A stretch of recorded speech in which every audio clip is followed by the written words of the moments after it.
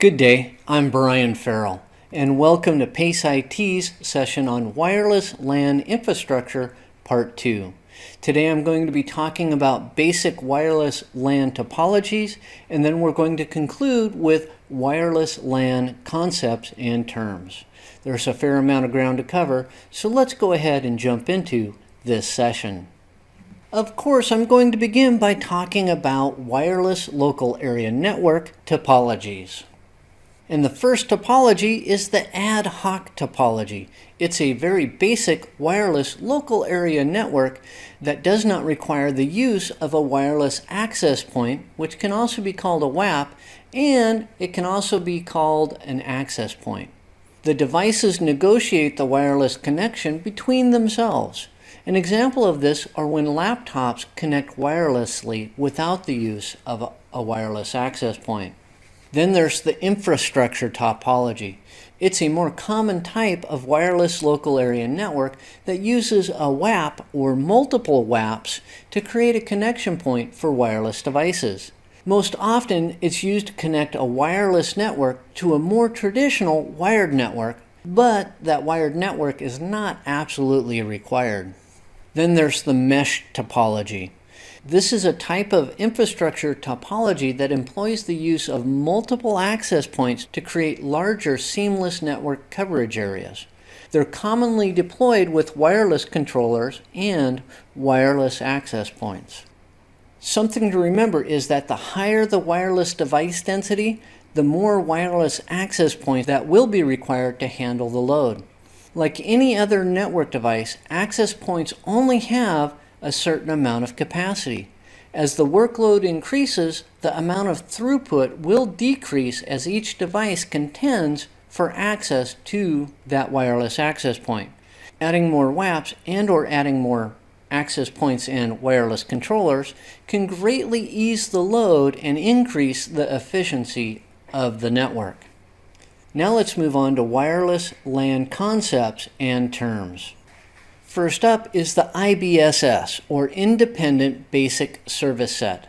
An IBSS is created when an ad hoc network topology is created. The devices use the IBSS in order to control the communication that occurs between the connected devices. Then there's the BSS, or Basic Service Set. When a single wireless access point is in infrastructure mode, it will create a BSS.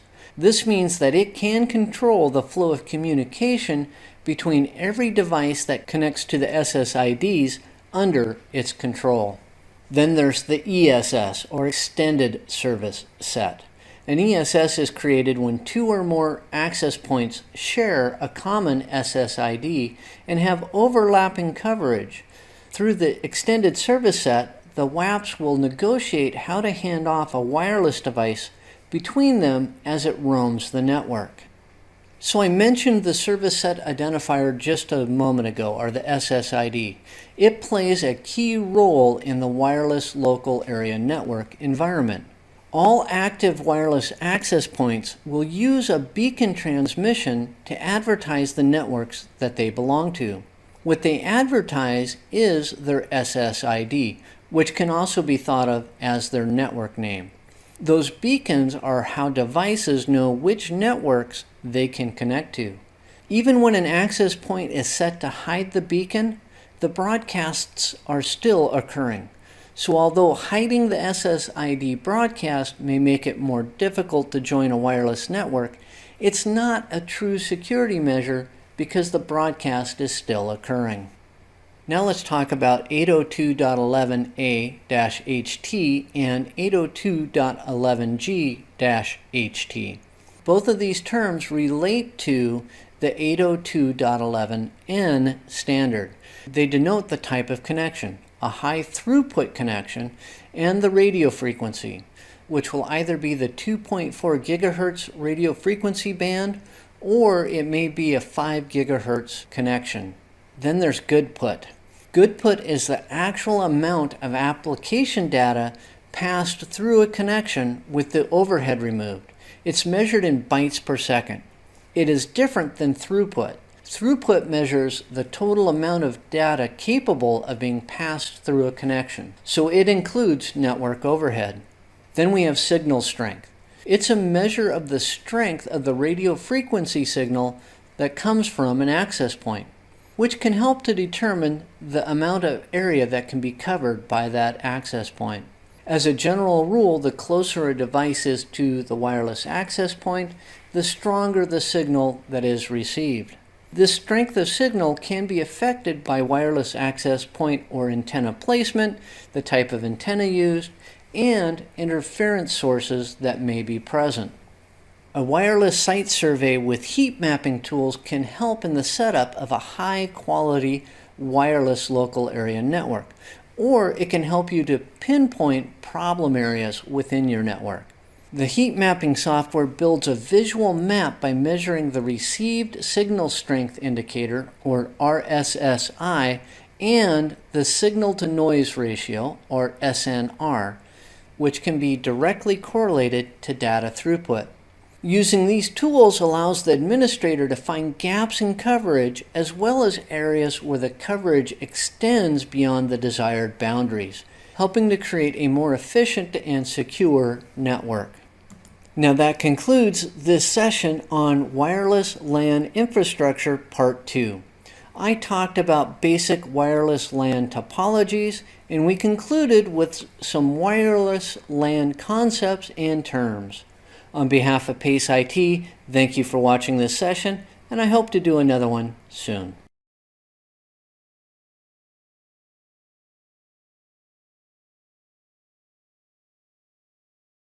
Good day, I'm Brian Farrell, and welcome to PACE IT's session on risk and security related concepts. Today I'm going to be talking about the big picture of recovery, and then we're going to move on to some concepts and terms that you should know. There's a fair amount of ground to cover, not a whole lot of time, so let's go ahead and jump into this session. We begin with the big picture of recovery. Standards and policies are used to help ensure that everyone is on the same page at the same time. All organizations should review their operations and create standards and policies that suit their needs. Once they are created, the standards and policies should be adhered to. This includes all of the information technology systems. By stressing the importance of standards and policies, risks to an organization can be reduced and security can be strengthened. All policies and standards should be reviewed on a periodic basis to help ensure that they remain relevant and be updated as necessary. One of the standards or policies that should be created is the Disaster Recovery Plan. A disaster is any event or emergency that goes beyond the normal response resources, as in an earthquake or a flood or a major fire. The longer a business is not able to function, the more damage is done. The Damage Recovery Plan, or DRP, detail the steps to recover from a disaster situation, as in when the off-site backups need to be used or if a fallback site needs to be brought into operation. They also have sections dealing with how to help ensure employee safety. A sub-element of the DRP is the Business Continuity Plan, or BCP.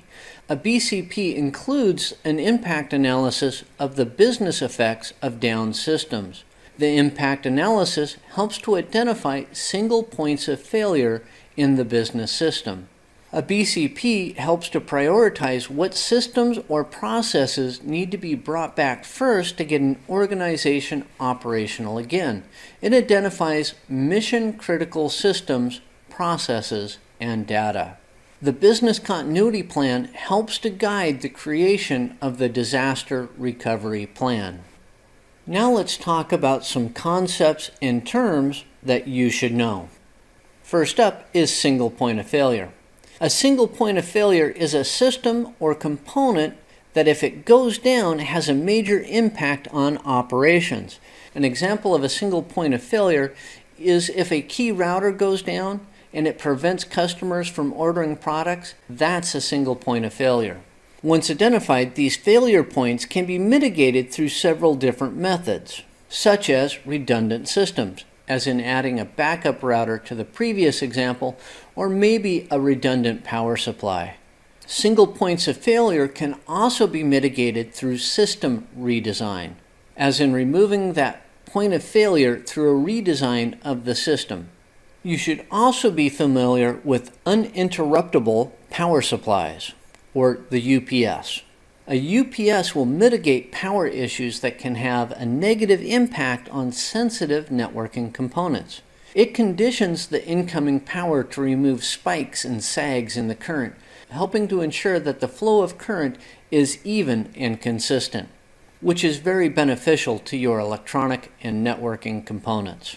They also help to ensure the continued operation, at least for a given period of time, in the case of complete electrical power supply loss, as in an outage. Depending upon your UPS, you may be able to run for minutes, hours, or possibly days if you have a generator. First responders are the first people to discover or respond to a security issue. Ideally, it will be someone who has been properly trained in how to deal with the situation. Within the network security realm, first responders can play a key role in mitigating damage and collecting evidence. Then there's the concept of a data breach, which is any unauthorized access to data, particularly to sensitive data. Breaches may be unintentional or intentional. They may also occur from inside the network, so internally, or they may originate from an external source, so they may come from outside of your network. The severity of the breach is greatly determined by the sensitivity and the quantity of the data that's been accessed. Data breaches can be very expensive to organizations. They can result in a loss of reputation, which can lead to a loss of revenue.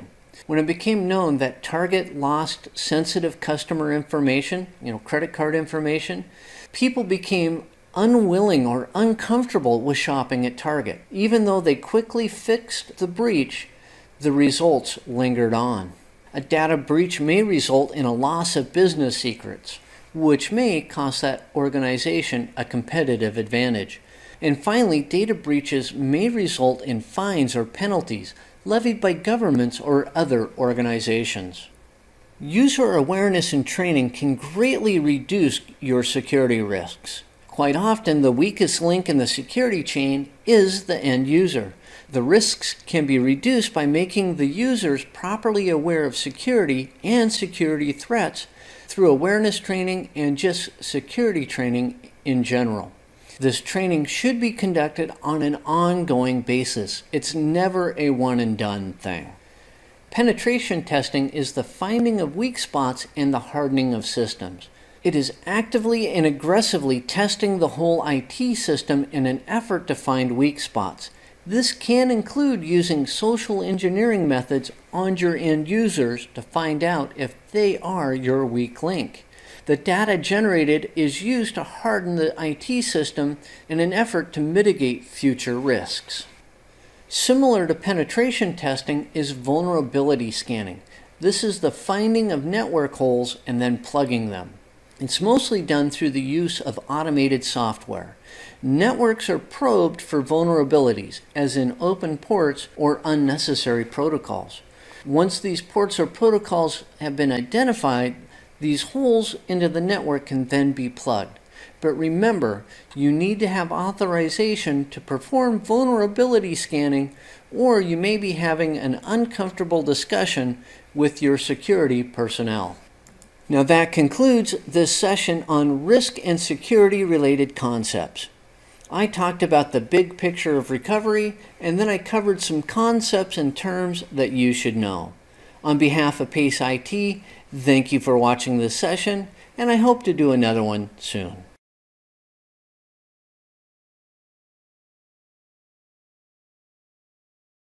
Hello, I'm Brian Farrell, and welcome to PACE IT's session on common network vulnerabilities. Today we're going to be discussing vulnerabilities associated with unsecure protocols, and we're going to conclude with vulnerable network practices. There's a fair amount of ground to cover, so let's jump into this session. I will begin by discussing vulnerabilities associated with unsecure protocols. Network security is never a completely done deal. It often seems as if as soon as one hole is plugged, another one opens up. Vulnerabilities are discovered all the time, making it difficult for network administrators to keep up. While this is true, there are still some steps that administrators should take to reduce the vulnerabilities that exist in the systems under their control. By reducing known vulnerabilities, administrators can then spend their time preparing for and reducing exposure to up-and-coming threats, thus increasing their productivity. The first vulnerable protocol that we're going to discuss is Telnet. Telnet is a protocol that is used to create a virtual terminal connection that is commonly used for troubleshooting. Telnet is very unsecure because all communication occurs in clear text. Telnet does not support encryption. Whenever possible, Secure Shell or SSH should be used to create those virtual terminal connections in place of Telnet. Then there is SNMP, Simple Network Management Protocol, versions 1 and 2. SNMP is a protocol that is used to remotely manage and configure network devices. Due to their lack of encryption support, versions 1 and 2 are unsecure and susceptible to packet sniffers. This can allow an attacker to grab those packets and actually gain control of the configuration and management of your network devices. If you're going to use SNMP, version 3 should always be used as it supports more security, including encryption. FTP, or File Transfer Protocol, is a protocol that is used to transfer files across a network connection. While a username and password are required in most cases to use FTP, it doesn't support encryption, which creates a vulnerability in the process. Because of this lack of encryption support, everything is done in the clear, making it susceptible to being captured, and you could lose sensitive information. Secure FTP or SFTP should be used in place of FTP as it creates an SSH FTP session.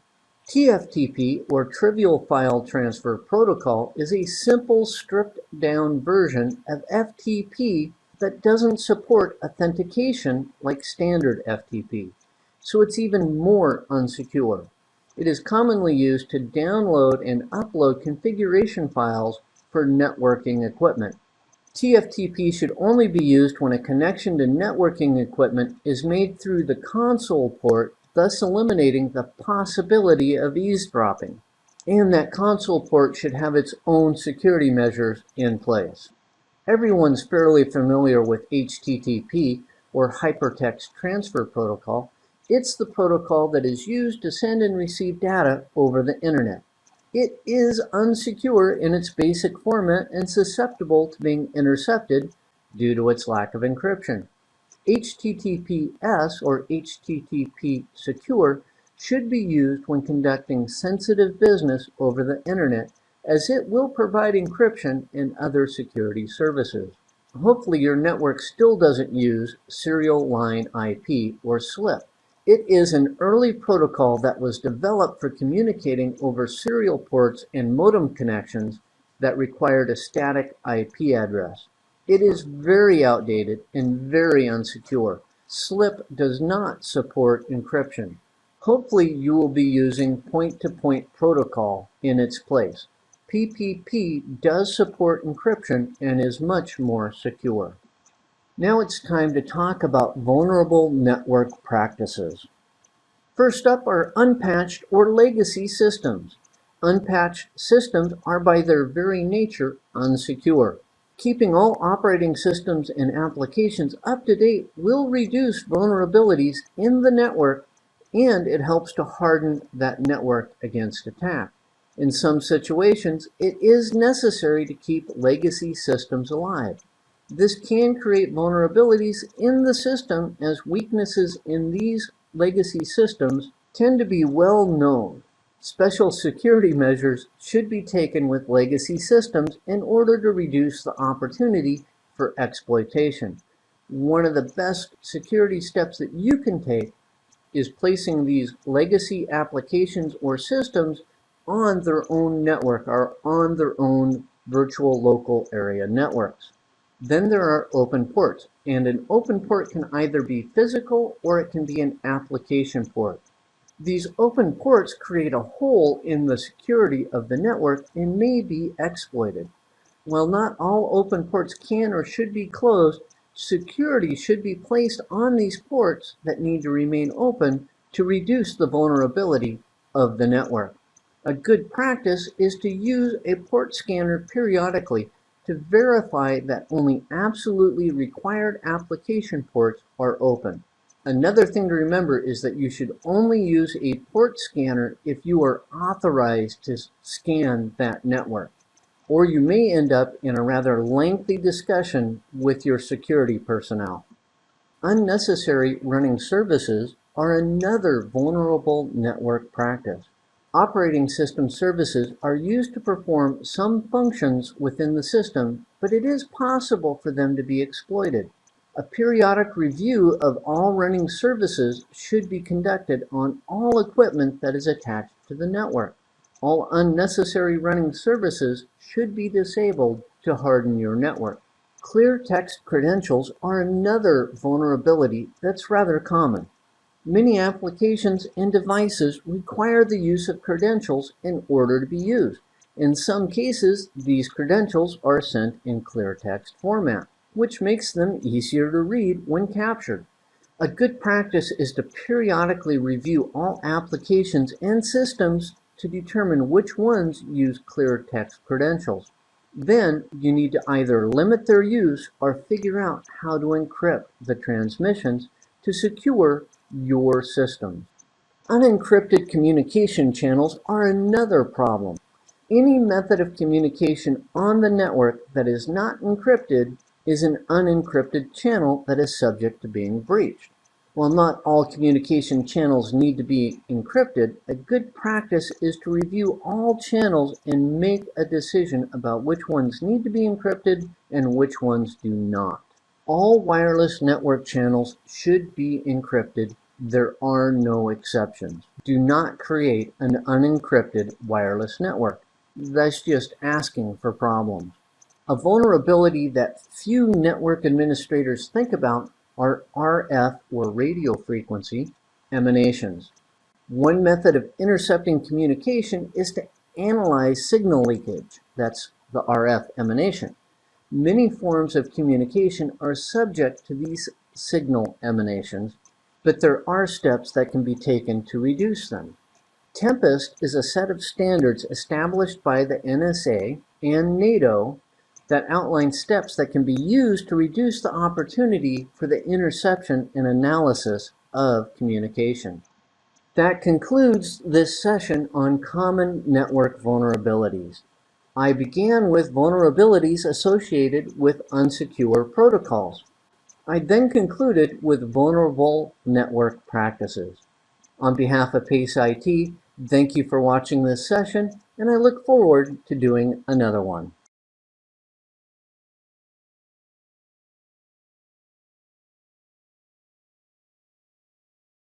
Good day, I'm Brian Farrell, and welcome to PACE IT's session on Common Network Threats Part 1. Today we're going to be discussing inside jobs or threats, and we're going to conclude with some outside threats to your network. With that, let's go ahead and begin this session. Of course, I'm going to begin by talking about inside jobs or threats. First up is malicious employees. We may not know the reason why they're malicious, but they are difficult to defend against as they are already inside the defenses of the network. And because they're employees, resources have been granted to them in order for them to be able to do their job. One of the best defenses against malicious employees is using the principle of least privilege, only granting the least amount of authorization that is required for a person to get their work done. That's the best defense against a malicious employee. Compromised systems are another threat. Once a PC or network device has been compromised, it is vitally important to isolate it from the system as a whole. A compromised PC could lead to a completely compromised network, as malware may be able to spread across its connections.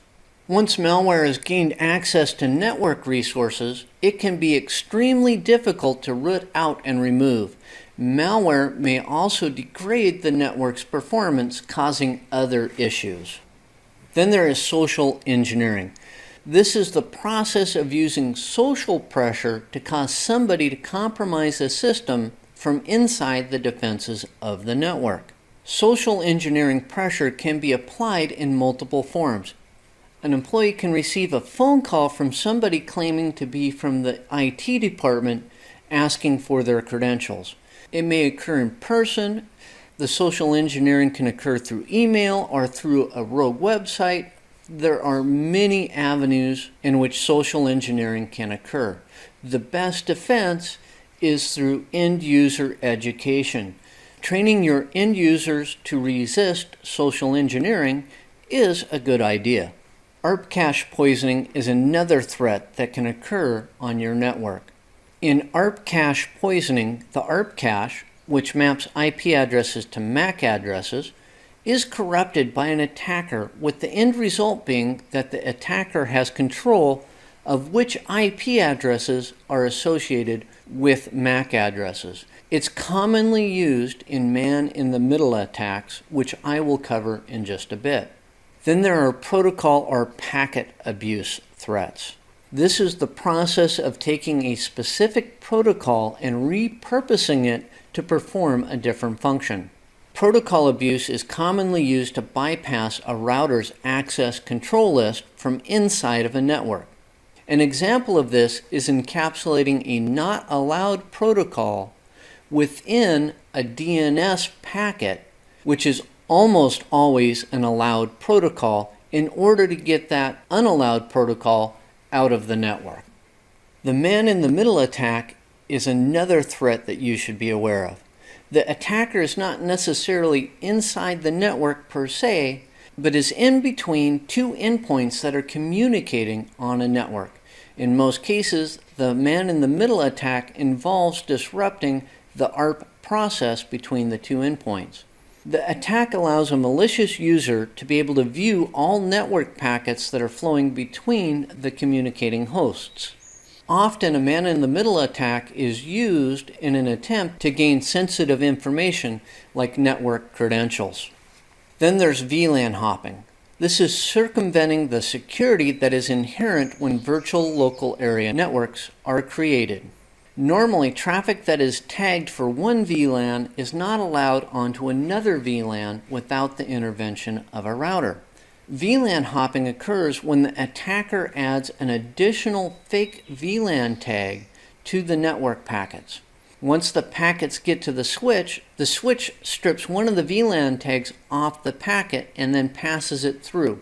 Once through the switch, the packet is considered as belonging to the new VLAN, thus bypassing the security that's inherent in VLANs. Now let's move to outside threats. One of the largest threats that face network security personnel is the unknown vulnerability. Network and systems administrators expend vast amounts of time protecting the assets under their control, and they can do a pretty good job of hardening their systems, but it's not a perfect job. The problem lies with zero-day attacks. Zero-day attacks take advantage of either new or recently discovered vulnerabilities, which means that the networks and systems probably haven't been hardened against them yet. The unfortunate reality is that attacks keep changing, and security experts must be willing to adapt in order to keep pace. If they can't adapt, they will fall behind and their networks become vulnerable. Let's talk about the brute force attack. This is using computing power and time to compromise passwords. The attacker uses a program that continually tries different password combinations, often in the form of a special dictionary application, in an effort to crack a password. The best defense against this is to limit the number of times that a user can attempt to log on before they're locked out. Then there's spoofing. This is a category of threats where either the MAC address or the IP address of the attacker has been modified to look like a friendly address in order to bypass network security. A common use in the past was for an attacker to spoof their IP address so that the outside attacker was actually viewed as an inside host. A common defense against this type of spoofing is an ACL rule that doesn't allow an inside IP address to come from outside of your network. Then there's session hijacking. An attacker attempts to take over a communication session after a user has been authenticated. The hijacking can occur through various methods, as in using a packet sniffer to steal a session cookie or installing malware on a user's computer that is activated after the user is authenticated. That concludes this session on Common Network Threats Part 1. I talked about inside jobs or threats, and then I concluded with a brief discussion on some outside threats. Now, on behalf of PACE IT, thank you for watching this session, and I hope you watch another one soon.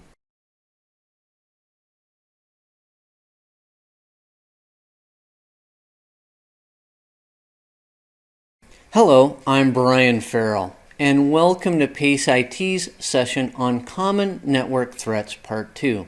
Today I'm going to be talking about more outside threats, and then I'm going to be talking about some wireless network threats. I have a fair amount of ground to cover, so let's go ahead and begin this session. Of course, I'm going to begin by talking about outside threats. Because of how they are implemented, it is often difficult to put network security threats into a single category. Many attempts to breach a network combine different aspects of different threats.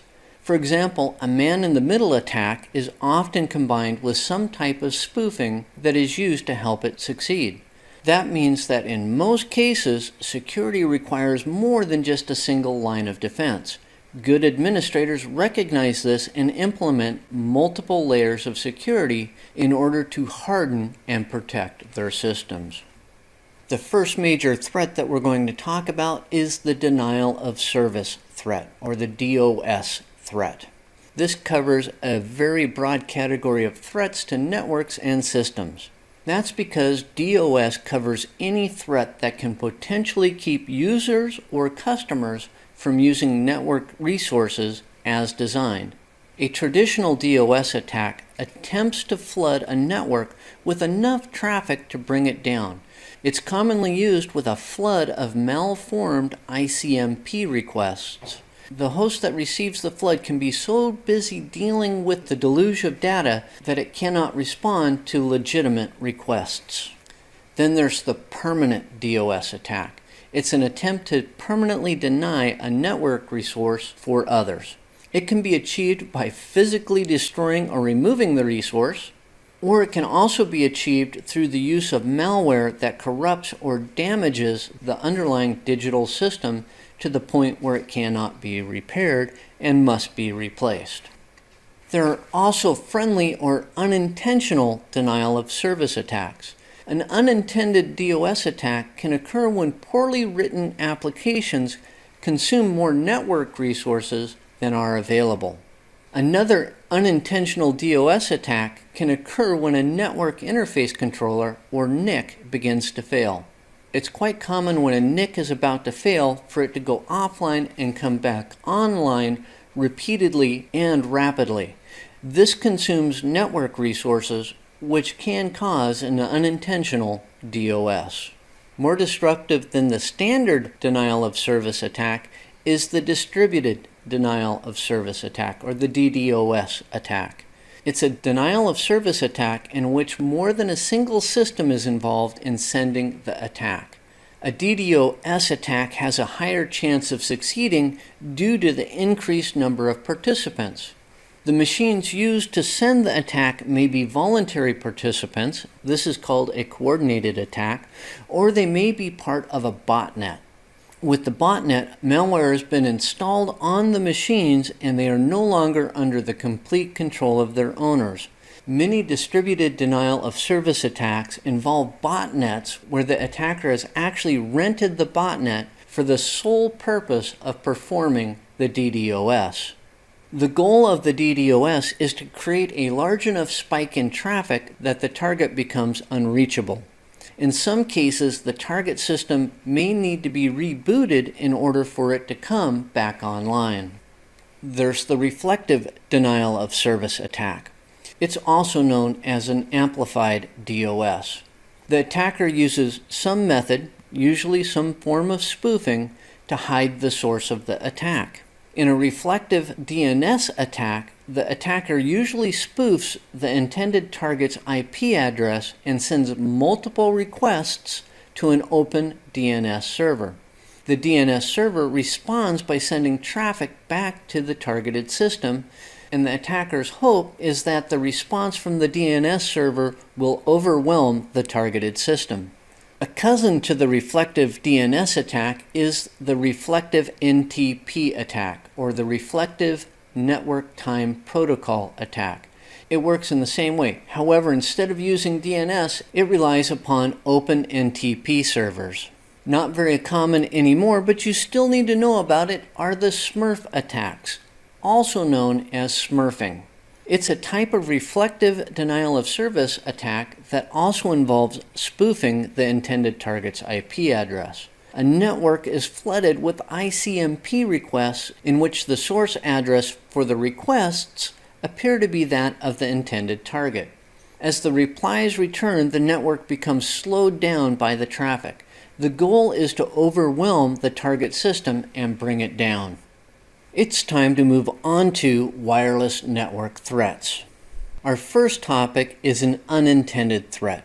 A common feature on modern wireless access points is Wi-Fi Protected Setup, or WPS. The goal of WPS is to create an easy and secure method for consumers and small businesses to set up a secure wireless network. Unfortunately, the outcome has fallen short of the goal. While WPS does ease the setup burden, it is also easily exploited by an attacker and should actually be disabled on all equipment. This exploit has been known for a couple of years, and you would think that equipment manufacturers would quit enabling WPS by default on their equipment, but that's not the case. So when you set it up, Good day, I'm Brian Farrell, and welcome to PACE IT's session on Network Hardening Techniques, Part 1. Today I'm going to discuss using secure protocols, using anti-malware software, and I'm going to conclude with implementing switch and router security. There's a whole lot of information to impart, not a whole lot of time, so let's go ahead and begin this session. Of course, I'm going to begin by talking about using secure protocols. Network security is always an ongoing process because the threats to it keep changing. Although security threats are continually evolving, administrators can use some techniques to harden the base network structure to help ease the ever-shifting security landscape. These hardening techniques establish a good security foundation that can be further built upon, making the network that much harder to crack. One of these hardening techniques is to use secure protocols whenever possible. So let's discuss some of those protocols. First up is Secure Shell, or SSH. It's a protocol that is used to create an encrypted communications session between devices. It's commonly used to create a secure virtual terminal session. It should be used in place of Telnet whenever possible. Then there's SNMP version 3. That's Simple Network Management Protocol version 3. It's a protocol that's used to manage and configure devices remotely on the network. It's more secure than the prior two versions because it supports encryption. Secure File Transfer Protocol, or SFTP, should always be used in place of FTP. It's a protocol that's used to transfer data and manage file structures in a secure manner through the use of an SSH session. As I said just a moment ago, it is a better option than FTP, which requires user authentication but does not encrypt the communication. SFTP encrypts the whole process. Then there's TLS, or Transport Layer Security. It's a cryptographic protocol that's used to encrypt online communications. It uses certificates and asymmetrical cryptography to authenticate hosts and exchange security keys. It is a better option than SSL, or Secure Socket Layer, which functions in a similar manner. When performing sensitive online business, you should use HTTPS, Hypertext Transfer Protocol Secure. It's a protocol that is used to secure the communications channel between a web browser and a web server. HTTPS uses either TLS or SSL technology. IPsec, or IPsec, is a network layer IP security protocol suite that can use multiple methods to mutually authenticate both ends of the communication channel. It also will encrypt all data transmissions. Unlike most other protocols, it can provide end-to-end security for any application. Let's move to using anti-malware software. Anti-malware applications help to protect networks and network resources against malware intrusions, as in spyware, viruses, and worms. There are three main options for using anti-malware applications. There's host-based anti-malware. The application is installed on the individual machines and only protects those nodes on which it resides. It's easily tuned to the needs of the individual host, but requires that the user keep it up to date. Then there's network-based anti-malware. The application is installed within the local network and served to the individual clients that require it. It is easily administered, but harder to tune for the individual hosts. But the network administrator can ensure that it remains up to date. And finally, there's cloud-based anti-malware. The application resides in the cloud, so it is outside of the local network, and it is served to the clients inside the local network as needed. This service has a very small footprint on the local machine and tends to be kept more current than the other options, but it is an added cost that must be evaluated. Let's conclude with talking about implementing switch and router security. When is using a password not secure? Well, the answer is when the password is kept in clear text. One solution to this is to save passwords and other sensitive information as hashes. Hashing is a cryptographic process that uses an algorithm to derive a set value, also known as the hashed value, from the sensitive data. The hash can be used to verify that data is coming from where it is supposed to and that it has not been intercepted or changed in transit. The most popular hashing algorithms are MD5 and SHA, or SHA. Of the two, SHA is the more secure. And the wise network administrator makes sure that all passwords and usernames are kept as hashed values. Under implementing switch security measures, switch port security measures are vital. First off, switch port security should be enabled. All enterprise switches are capable of having security measures enabled at the port level, and that should happen. Also, the native VLAN should be changed from its default value. All active ports should be assigned to non-native VLANs. All non-active switch ports should be assigned to an unused non-native VLAN. Also, VLANs should be created to clearly segment the network into logical, secure areas. A switch port security measure that should be considered is MAC address filtering. This will only allow specific MAC addresses to connect to specific ports. DHCP snooping should be enabled. This will only allow DHCP responses from an administrator-defined switch port. This means that all DHCP responses will come from the same port. In addition to DHCP snooping, Dynamic ARP Inspection, or DAI, should also be enabled. This process is combined with DHCP snooping to restrict the opportunity for ARP cache poisoning to occur.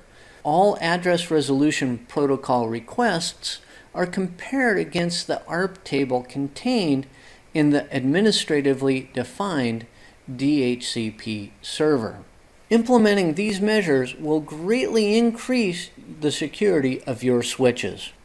Let's move on to router security measures.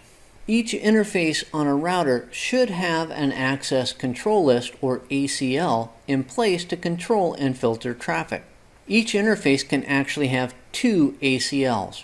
One ACL on the inbound side of the interface and one ACL on the outbound side of the interface. An ACL is a set of rules that is used to govern and filter the flow of network traffic into and out of a network. The ACL examines packets against its established rules, beginning from the first rule at the top of the list and continuing down through all the rules. The rules either allow or deny the packet from continuing. Once the packet matches a rule, the rule is enforced and the ACL process is exited. ACL rules can be based on protocols and ports, IP addresses, source addresses, destination addresses, etc. All ACLs end with an implicit deny statement, meaning that if it isn't specifically allowed, then the packet is discarded. The ACL can be time-based, as in day of the week or time of day, and it can fulfill a specific function based on the reason that it is created. As in, an ACL can be used to filter out websites or web content. That concludes this session on Network Hardening Techniques Part 1. I talked about using secure protocols, then we moved on to using anti-malware software, and we concluded with a brief discussion on implementing switch and router security. On behalf of PACE IT, thank you for watching this session, and I hope to do another one soon.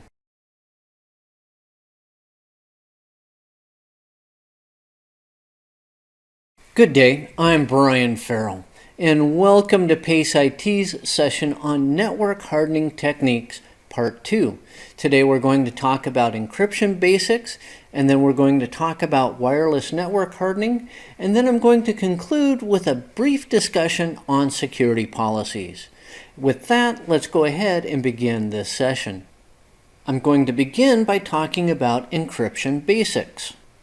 Encryption is the process of taking a message and scrambling the data so that it can't be read if it gets intercepted. Encryption relies upon the fact that the receiver of the scrambled data has the proper key that allows it to unscramble the data and put the message back together. The strength of the encryption is usually determined by the strength of the key. The strength of the key is measured in the number of bits that it takes to generate the key. The more bits that it takes, the stronger the key is. There are two basic types of encryption. There's symmetrical encryption, in which both ends of the communication channel use the same key to encrypt and decrypt the message. Pre-shared key, or PSK, is symmetrical in nature. Then there's asymmetrical encryption, in which two different security keys are used in an arrangement called PKI, or Public Key Infrastructure. The private key encrypts the message, and the public key decrypts the message. On the return side, the original receiver encrypts with the original sender's public key, which then gets decrypted with the private key. In this arrangement, the private key cannot decrypt what it encrypted, and the public key cannot decrypt what it encrypted. So it only works if there are two separate keys. So let's talk about those asymmetrical encryption keys. There are two main types of asymmetrical encryption keys. There is the EAP TLS type key, that's Extensible Authentication Protocol Transport Layer Security type of key, it requires the use of a certificate authority, or CA, that is trusted by both parties. The CA provides the certificates to both parties that allow for the generation of both the public and private security keys. It's very secure, but it is also difficult to manage and maintain. Then there's TTLS, Tunneling Transport Layer Security. It's as secure as the EAP TLS, but only the authentication server receives a certificate for the key generation process, and it's easier to manage and maintain than EAP TLS. With that covered, let's move on to wireless network hardening. Wireless networks can represent a special challenge in the network hardening process. The goal of most hardening techniques is to keep nefarious elements from ever seeing the network traffic. But with wireless networks, that is all but impossible, as traffic is broadcast over known radio frequency channels. This traffic is subject to capture, and the transmissions inform any who care that an active wireless network is present. There are steps that can be taken, as in encrypting the traffic, to make sure that even if the network traffic is captured, it cannot be read. This helps to keep the network traffic safe and the network from being breached. One of the first techniques that you can use to harden a wireless network is MAC address filtering. MAC address filtering can be used to limit which devices can connect to the wireless network. If an unknown MAC address attempts to connect to the network, it is ignored by the wireless access point. So when it requests to join, the WAP checks its MAC filter, and if that MAC isn't in the filter, it just drops that requester. While MAC filtering can be effective, it can also be difficult to manage, and it is also possible to spoof MAC addresses. Which brings us to basic authentication and encryption for wireless networks. First up is WEP, or Wired Equivalent Privacy. It's an encryption standard that uses either a 40-bit or a 128-bit encryption key and the RC4 algorithm to authenticate devices and encrypt transmissions. It uses a pre-shared key as a password or passphrase to authenticate users. WEP is easily cracked and should not be used. As a matter of fact, WEP can be cracked in minutes. Better than WEP is WPA, Wi-Fi Protected Access. It's an authentication and encryption standard that improved upon WEP, but still uses PSK and the RC4 algorithm. But to increase security, it also introduced Temporal Key Integrity Protocol, or TKIP. TKIP generates a new security key for every packet, and that new security key has a strength of 128 bits or greater. Now, it's not as easily cracked as WEP, but it can still be cracked and should not be used unless absolutely necessary. And hopefully that's not the case in your wireless network. Better than WPA is WPA2 Personal, Wi-Fi Protected Access 2 Personal. It's an authentication and encryption standard that improved upon WPA. It does not rely upon the weak RC4 encryption algorithm, but it does use AES as its algorithm. That's Advanced Encryption Standard. It can also use the PSK method, but this is not required, as WPA2 Personal can also dynamically assign security keys. While it's theoretically possible to crack WPA2 Personal, it would be extremely difficult to do so, so this should be the minimum level of security on any wireless network.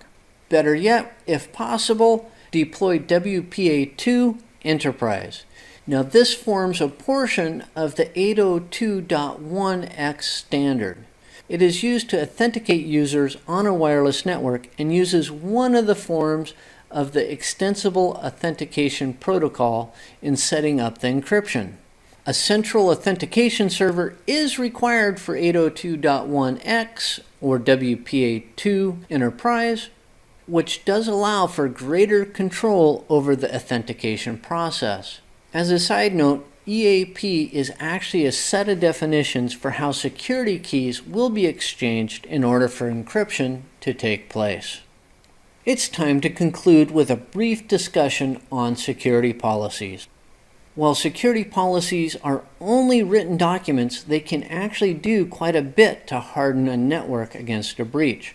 Security policies document or outline what is allowed or not allowed to occur on the network from a security point of view. They're usually crafted at the upper layer of management with the help of knowledgeable IT personnel. They establish the expected behavior, which can go a long ways towards hardening your network. Security policies give administrators the authority to put into place measures to protect the security of the network.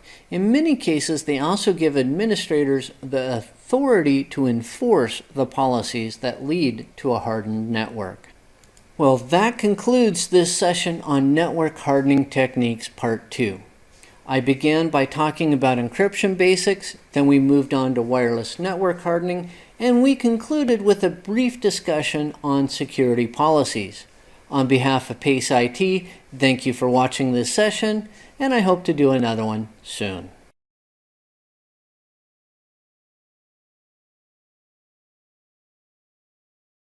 Good day, I'm Brian Farrell, and welcome to PACE IT's session on Network Hardening Techniques Part 3. Today I'm going to discuss user authentication, and then I'm going to talk about some authentication and authorization methods. There's a fair amount of ground to cover, so let's go ahead and dive into this session. Of course, I'm going to start by talking about user authentication. Hardening the network will not do you any good if there is poor authentication of the users and devices that are allowed on the network. The process of proving that you are who you say you are, if you are a person, or that you are what you say you are, if it's a device, is called authentication. Authentication is different than authorization. Authorization is what you are allowed to do after you have been authenticated. There are several different ways in which users can be authenticated, and there are several different methods in which authentication can be implemented. Let's talk about basic authentication of the user. There are three basic factors for authenticating users. There's by what you know. This is the user and password method. By what you are. This is commonly implemented through biometrics. And finally, there is by what you have. This is commonly implemented through the use of security tokens. These are the three basic factors for authenticating users. Now you can combine these in a process that's called multi-factor authentication. That's requiring the use of more than one of the factors of authentication, as in requiring a password and a fingerprint scan, or the code from a security token and a password. Those are multi-factor authentication. Now, multi-factor authentication is used to increase the security of the authentication process. You might also implement a single sign-on process. It's a process in which the user only has to provide authentication once via a single smart device rather than having to authenticate for each and every network resource that they request. So let's talk about authentication and authorization methods. The first method we're going to talk about is PAP, Password Authentication Protocol. When logging into a network resource, the user or device is required to supply a username and password. The username and password are sent in clear text format, so this method is considered unsecure and should only be used as a last resort. More secure than PAP is CHAP, Challenge Handshake Authentication Protocol. It is similar to PAP in that when logging into a network resource, the user or device is challenged to supply a username and secret password, and it authenticates through a three-way handshake process. The way it works, the resource issues a challenge. It wants to know the hashed value of the username and secret password. The user's device sends the hashed value to the resource device. The resource evaluates the hashed value and either accepts or rejects the connection. By using CHAP, the username and password are never sent in clear text. It's much more secure than PAP. There's also MS-CHAP. It's functionally the same as Challenge Handshake Authentication Protocol, but it is Microsoft's proprietary implementation of it. You might also implement one of the forms of Extensible Authentication Protocol, or EAP. It's not a single protocol on its own, but a set of additional authentication methods used by remote access clients.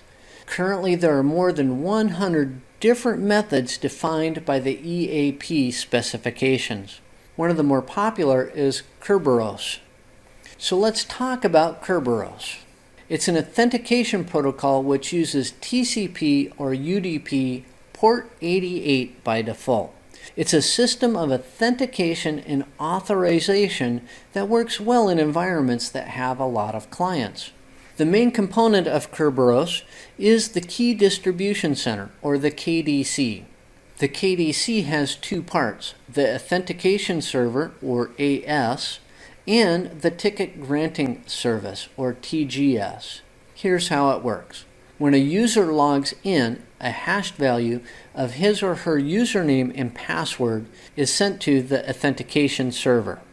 If the AS likes the hash, it responds with a ticket granting ticket and a timestamp. So it will respond with a TGT that also has a timestamp. The client then sends the TGT with the timestamp to the ticket granting service, the TGS.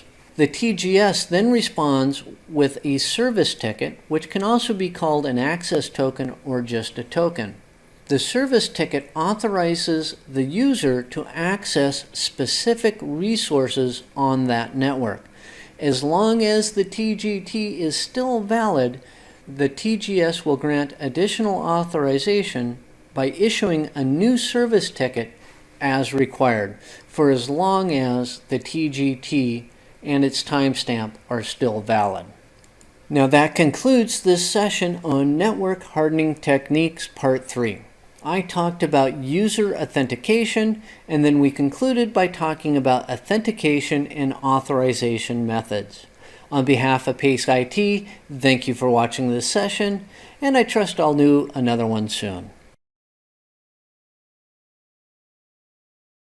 Hello, I'm Brian Farrell, and welcome to PACE IT's session on Physical Network Security Control. Today we're going to be discussing the why of physical network security, and then we're going to move on to some physical network security practices. There's a fair amount of information to impart, so let's go ahead and begin this session. Of course, I'm going to begin by discussing the why of physical network security. Your network security actually begins at the door. The boundaries of your building should be your first line of defense. If an attacker has physical access to the network resources, then there is a high probability that those network resources can be breached. The level of security that gets deployed should be driven by the amount of security that is needed. As the need for overall security increases, so should the level of physical security. There are dangers that are associated with unauthorized physical access.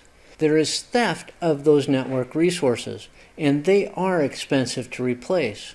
Unintentional damage can occur when there is unauthorized physical access. It only takes a simple spilled drink to destroy a server or a router or a switch or some other expensive component. It's also possible that if an attacker has physical access, they can reconfigure those network resources. This can result in a breached network. One type of reconfiguration that's possible are devices that have credential workarounds. Some networking equipment comes with known workarounds for when administrator credentials need to be recovered. as in when an administrator leaves an organization without disclosing his or her logon credentials, or when an administrator forgets those credentials. Cisco even publishes the steps of its workaround on its website, and those steps are available for anybody to review. If you're curious about those steps, you can check out that web link that I've posted here. This well-known vulnerability is an easy exploit for anybody that has physical access to Cisco equipment. With the why of physical network security out of the way, let's move on to physical network security practices. Basic physical security should include knowing who's in the building and who has access to equipment. You can do that through employee badges. Security check-in should be implemented for all visitors. All vulnerable network resources, as in servers and networking equipment, should be kept in a secure area. Then there's intermediate physical security. This is where access to all vulnerable network resources is controlled and logged. One way to implement this is to use RFID badges to gain access to network resources, or you could implement cipher locks that people have to punch in a code in order to unlock the door. Another step in intermediate physical security is the separation of resources. Switches and routers are secured separately from servers, with different access levels for the servers and the networking equipment. In environments where high security is needed, advanced physical security needs to be implemented. A zoned approach is an advanced physical security practice. It's a layering of security in which multiple barriers, or security tests, must be passed before physical access is granted. The methods of physical security that are used can be thought of as those security tests. You can use security guards, requiring all authorized personnel to have some form of ID so that the security guards can identify if that person is in an area in which they're allowed. Then there are door locks. You could use simple keyed locks, the analog approach. A slightly more advanced method would be cipher locks, with the deployment of different codes for different areas or different groups of people. This allows for the logging of who has unlocked a door. You might also implement RFID magnetic locks, which also allow for the logging of who has unlocked the lock. One of the most advanced types of door locks would be a biometric lock. They're locks that make the person gaining access prove who they are through either a fingerprint scan or a retinal scan, or possibly even a voice print. Video monitoring can also be deployed as a form of physical security, allowing you to record who has had access to those resources. You need to remember to store the recordings separately from the resources being monitored, so if the resource gets stolen, they don't steal the recording as well. You may implement a separation of resources. Networking equipment is kept separate from servers, and the methods of access for the two resources are different. And finally, in highly secure environments, a man trap may be implemented. A man trap usually involves at least two doors. Access is granted through one door, but the next door cannot be opened until further verification has been achieved, and the person that's between the doors cannot go back out the other door. That means that ideally the person between the doors is trapped until some action or verification takes place. That concludes this session on physical network security control. We talked about the why of physical network security, and then we concluded with a brief discussion on physical network security practices. On behalf of PACE IT, thank you for watching this session, and I hope to do another one soon.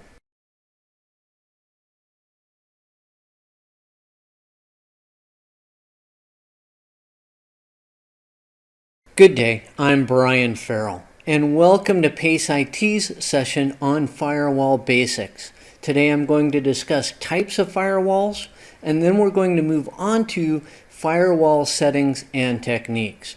I have a whole plethora of information to impart, Not a whole lot of time, so let's go ahead and jump into today's session. Of course, I'm going to start with types of firewalls. First up are host-based firewalls. These are installed at the node, which is usually a desktop computer. They're often used in conjunction with network-based firewalls. Now, host-based firewalls are always software applications. Then there are network-based firewalls. Usually these are implemented on the perimeter of the network segment that needs the protection. They're used to protect private networks from public or outside networks. Network-based firewalls can be a network appliance, which means that it was specially designed and deployed to provide only firewall services, or it can be a software application, either as part of the router's operating system or as a specialty application on a server that is providing some routing function. It's time to move on to small office, home office firewalls. In most cases, the network firewall is provided by a wide area network connection device. So most often the main firewall is provided by the DSL modem or the cable modem. In conjunction with this, a host-based firewall is often used with the network-based firewall. This provides a little bit more protection and it allows for more granular configuration of the firewall protection part of network security. There are stateless inspection firewalls. These examine all the packets either entering or leaving the network. It examines these packets against a set of rules. This set of rules is called an access control list, or ACL. The ACL rules are defined as static values by an administrator. As I stated, all of the packets are examined against the rules in the ACL, starting with the first rule. If a packet matches a rule, that rule is enforced and then the ACL is exited. Stateless inspection firewalls do not care about the state of the connection. They only care about the packets, and all packets are examined. Then there are stateful inspection firewalls. A stateful inspection firewall doesn't really care about the packets, it only cares about the state of a connection between two endpoints. As a general rule, connections are not allowed to be made from outside of the local network segment to the local network segment being protected. Only the initial packets going from inside the network to a destination outside of the network are inspected against an ACL. If the ACL allows those packets to leave the network and a connection is made, or once the connection has been established, the firewall only monitors the state of that connection. It allows the free flow of packets between the inside node and the outside destination as long as the state of the connection remains valid. There are application-aware firewalls. These are firewalls that not only examine the packets, but also the application protocol that is being used. So it knows if it's FTP or HTTP that's being used. Application-aware firewalls make allow or deny decisions based on the application layer protocol as well as other ACL rules. They are slower but more thorough in protecting the private network than firewalls that are not application aware. There are also context-aware firewalls. These are firewalls that can identify not only applications but also users and/or devices. This is the context of the traffic. So context-aware firewalls can be used to restrict or allow traffic based on the context as well as other ACL rules. Then there are Unified Threat Management Devices, or UTM devices. These are network appliances that include not only a firewall service, but other services as well, usually intrusion detection services or intrusion prevention services. One concern with a UTM device is that it can create a single point of failure in the network. What happens to the network if that UTM device fails? Is your security gone, or does the network go down? That is a concern about using a UTM. Most often, firewalls are implemented on a router's interface or at the host level. When implemented on the router interface, the firewall takes part in the routing process. When implemented at the host level, the firewall protects the host on which it resides. There is an exception to these scenarios, and it's the implementation of a virtual wire firewall. This type of firewall is a network-based firewall that resides between two devices and provides neither routing nor switching functions. It contains two interfaces, and as traffic passes between those interfaces, the packets are compared to an ACL. But it's usually not used to protect a specific host, and it does not take part in the routing function. It's time to proceed with firewall settings and techniques. First up is the ACL. Each firewall interface may have two ACLs associated with it, an inbound ACL and an outbound ACL. The inbound ACL examines all packets inbound on that interface. An outbound ACL examines all packets outbound on that interface. The ACL contains a set of administrator-defined rules that either allow or deny packet traffic. Rules can be based on such criteria as source or destination, IP address, MAC address, protocol, and time of day. When an ACL examines packets, those packets are examined against the set of rules from top to bottom. Once a rule is matched, as in deny FTP packets from leaving the network, that rule is enforced and the ACL is exited. The last rule of any ACL is an implicit deny. That means if the packet being evaluated does not match any of the explicit rules of the ACL, the implicit deny is enacted and the packet is blocked. Care and caution should be used whenever creating an ACL, if nothing else because that implicit deny statement ends every ACL list. You may end up blocking traffic that you did not intend to block. It's time to discuss firewall placement, and we're going to begin with perimeter placement. This requires that the firewall be placed at the outside edge, usually at the wide area network connection, of the local segment or the LAN segment. Stateful inspection firewalls work well on the perimeter. They are usually slower to make the initial connection, but once that connection is achieved, they offer better performance. You could have internal placement of your firewall. This requires that the firewall be placed in a logical central location. It's usually used to route between different internal private networks. Stateless inspection firewalls work well for internal placement. They are faster to make connections and require less memory. A DMZ or demilitarized zone requires a special configuration or placement considerations for your firewalls. The DMZ is a specific area that is created, usually between two firewalls, that allows outside access to network resources while the internal network is still protected from outside traffic. You should consider using a DMZ if you're going to have a web server on your network. Outside users will need to access your web server, which is on your network, but your internal network still needs to be protected from malicious traffic. The external facing router allows specific outside traffic into the DMZ, while the internal router prevents that same outside traffic from entering the internal network.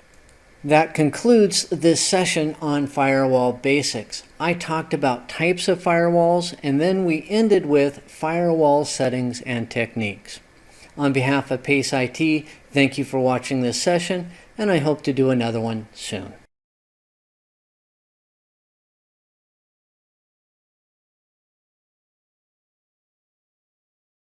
Good day, I'm Brian Farrell, and welcome to PACE IT's session on Network Access Control.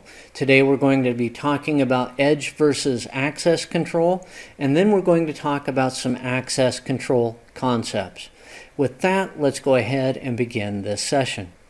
Of course, I'm going to begin by talking about edge versus access control. When access to network resources is granted or denied by a firewall, it is considered to be at the edge of the network. So that is edge control. While this may work well in smaller and simpler networks, it can become very complicated and cumbersome as the network grows. Through implementing other access control measures, these complications can be reduced, while at the same time the security of the network may be increased. This idea is called Network Access Control, or NAC. These access control measures do not replace the need for firewalls. They do, however, allow the firewalls to concentrate on controlling network traffic into and out of the network. That is what they do best, and that is what they should be concerned about, not who or what type of device can connect to the network. Firewalls are not very efficient at that aspect of edge access control. Let's move on to some access control concepts. First up is authentication via 802.1x. 802.1x is a popular method of authenticating client devices and users on either Ethernet or wireless networks. When a client device, which is called the supplicant, attempts to join a network, an authenticator, which is usually a switch or wireless access point, requests the supplicant's credentials. The authenticator then forwards the client's credentials to an authentication server, or AS, which is typically running software such as Remote Authentication Dial-In User Service, or RADIUS. The authentication server evaluates the credentials and either informs the authenticator to allow or deny the supplicant device access to the protected network. If the credentials are validated, the authenticator, that's that switch or wireless access point, grants the supplicant access to the protected network. 802.1x is very popular in enterprise-type networks. Access control can also be achieved through posture assessment. This is the process of evaluating more than just the client's credentials.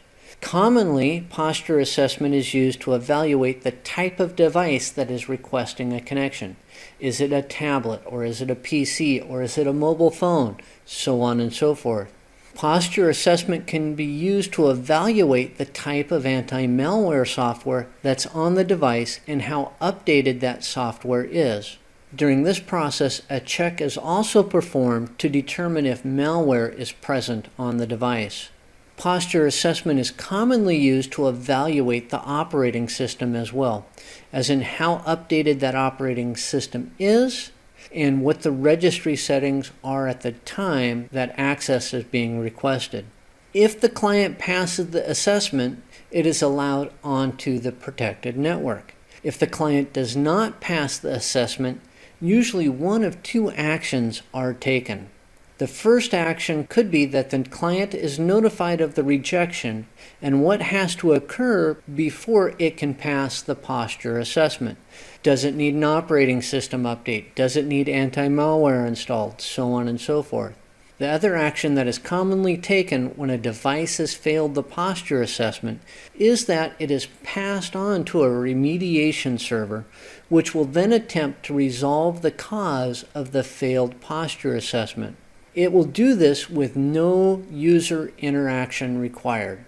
Once it has remediated the device and it can pass the assessment, it then goes through the process again and is allowed onto the network if it passes. It's time to move on to the posture assessment process. One of two types of agents, think software code, is used on client devices during the assessment process. It could be a persistent agent, which is permanently loaded on the device and starts when the operating system loads. This type of agent can provide more functionality than the other version. A persistent agent is more likely to be used if that device regularly connects to the network. The other type of agent is a non-persistent agent. When the client device attempts to access the network, the agent is loaded onto the device to help in the assessment process. Once the assessment process is completed, pass or fail, the agent is removed from the device. A non-persistent agent would work best for a guest device. When devices attempt to connect to the protected network, they are placed on a guest network with very limited access. They are left on the guest network until the assessment process is completed. In some cases, particularly when the client fails the anti-malware check, the client device may be placed into a quarantine network, which will only have access to a remediation server, and it cannot move beyond that quarantine network until it can successfully pass the posture assessment. Now that concludes this session on network access control. I talked about edge versus access control, and then we concluded with some access control concepts. On behalf of PACE IT, thank you for watching this session, and I trust you'll watch another one soon.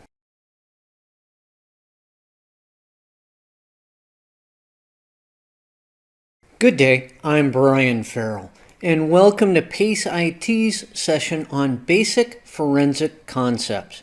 Today I'm going to be discussing collecting the evidence, and then we're going to have a discussion on what to do after the evidence has been collected. I have a fair amount of ground to cover, so let's go ahead and begin this session. We will begin this session by talking about actually collecting the evidence. The first step in basic forensics is the recognition that forensic measures need to take place, as in that a security incident has occurred. Most of us, at least hopefully, will not need to deal with a murder mystery, at least not in the workplace. With that said, it's almost certain that we will have to deal with some type of security or legal issue when supporting an organization's network. The response to security and legal issues needs to be done in a manner such that evidence is recorded and preserved.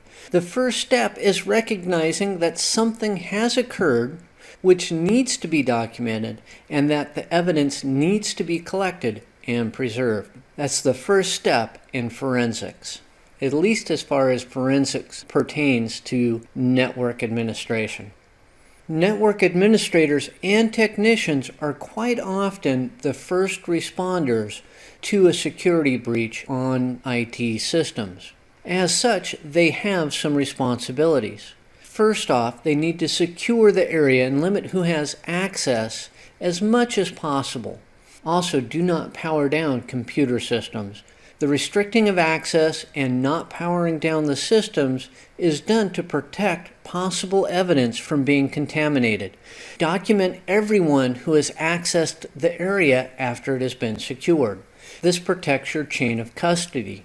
If necessary, to stop an ongoing computer attack, it is permissible to unplug the network cable from the computer, but that's it.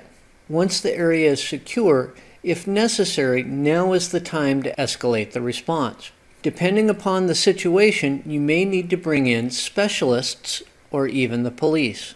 No matter what, it's important that the scene get documented thoroughly, including what is on any computer monitors. Taking photographs is a great way to document the scene.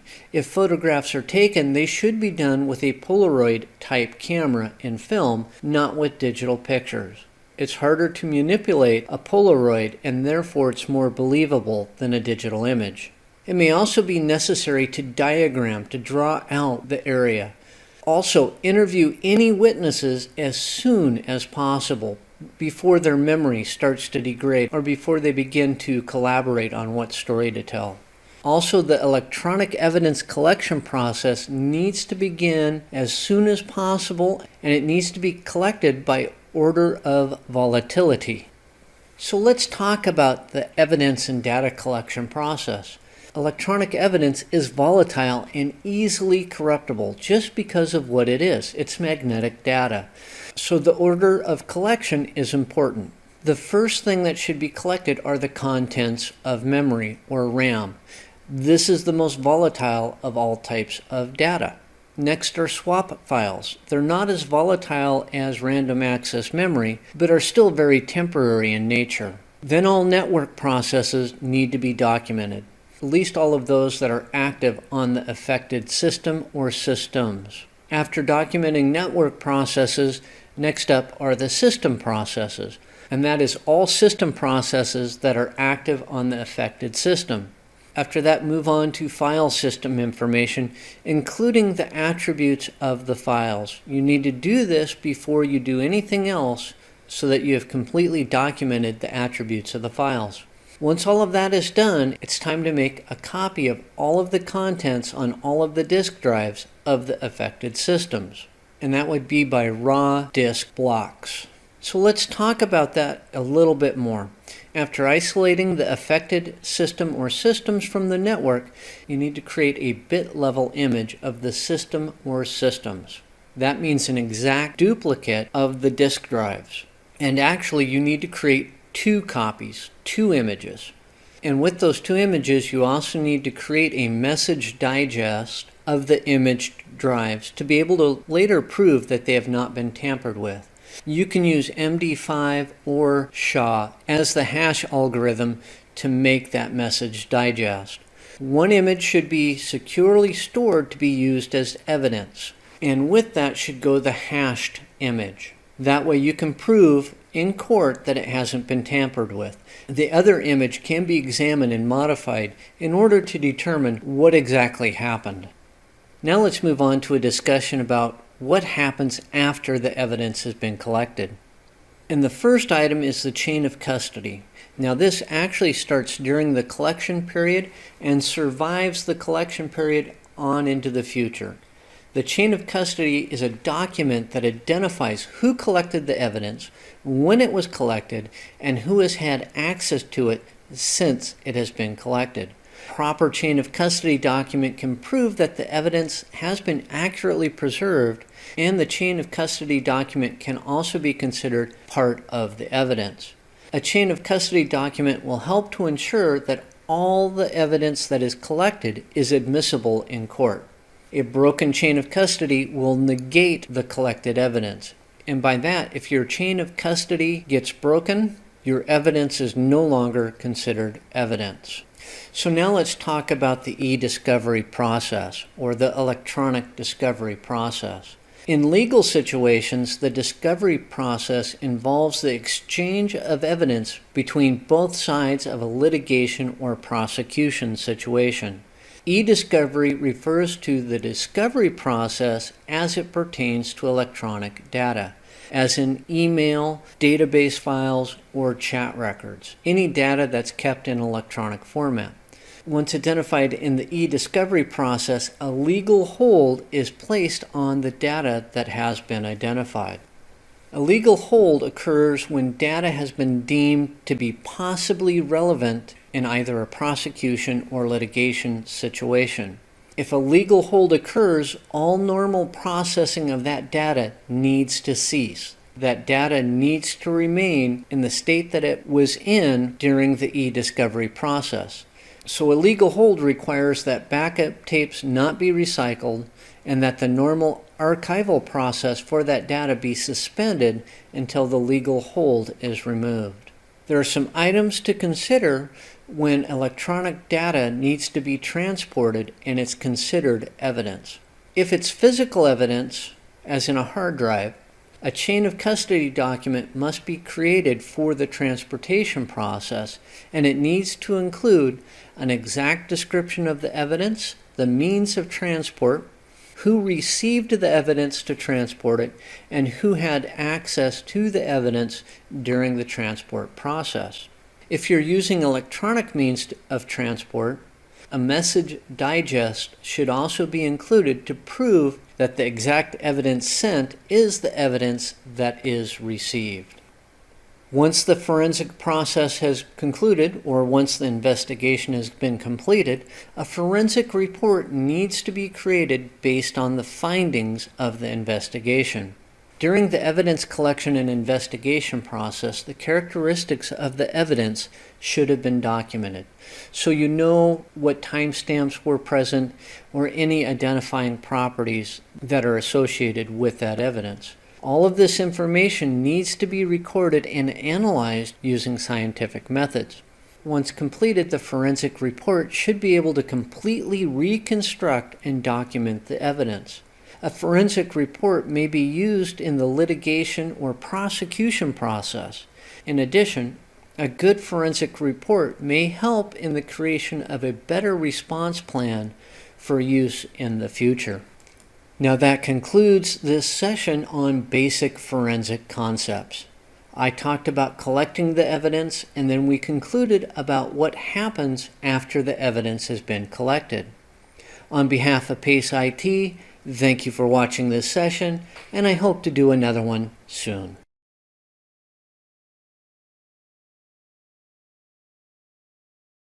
Good day, I'm Brian Farrell, and welcome to PACE IT's session on network troubleshooting methodology. Today I'm going to be talking about the importance of a methodology, and then I'm going to cover the 7-step troubleshooting methodology recommended by CompTIA. There's a fair amount of ground to cover, not a whole lot of time, so let's go ahead and begin this session. We are going to begin by discussing the importance of a methodology. First up is one of my favorite quotes concerning methodologies, and it is, "My methodology is not knowing what I'm doing and making that work for me."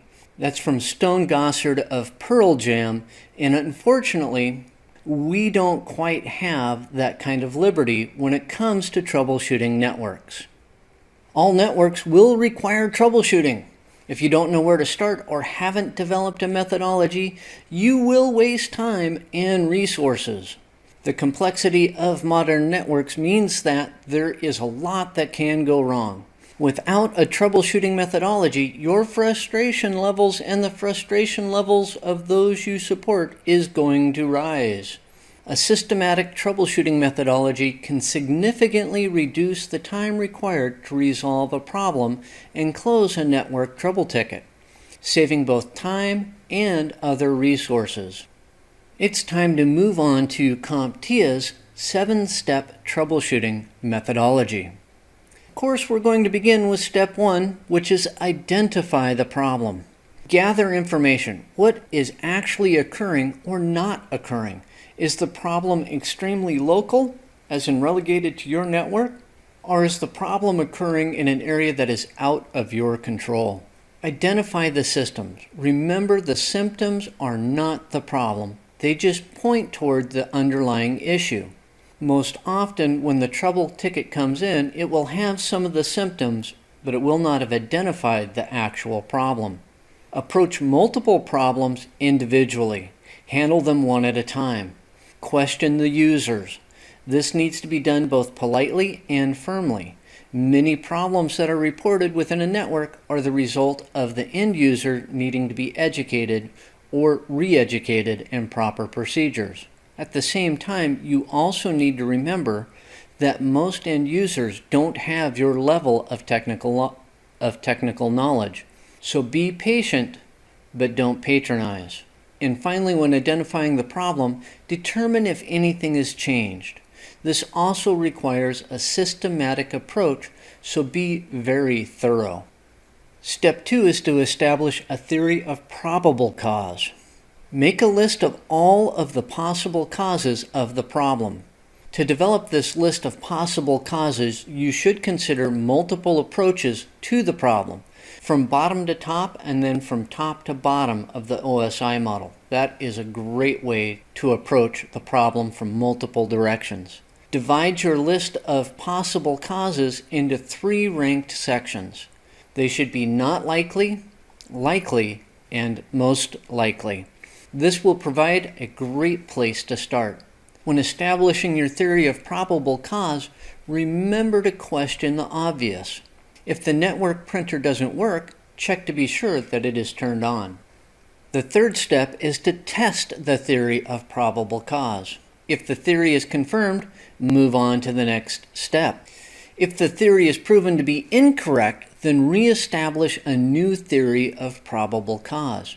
If you run out of probable causes or the situation worsens, it may be time to escalate the issue up the troubleshooting chain.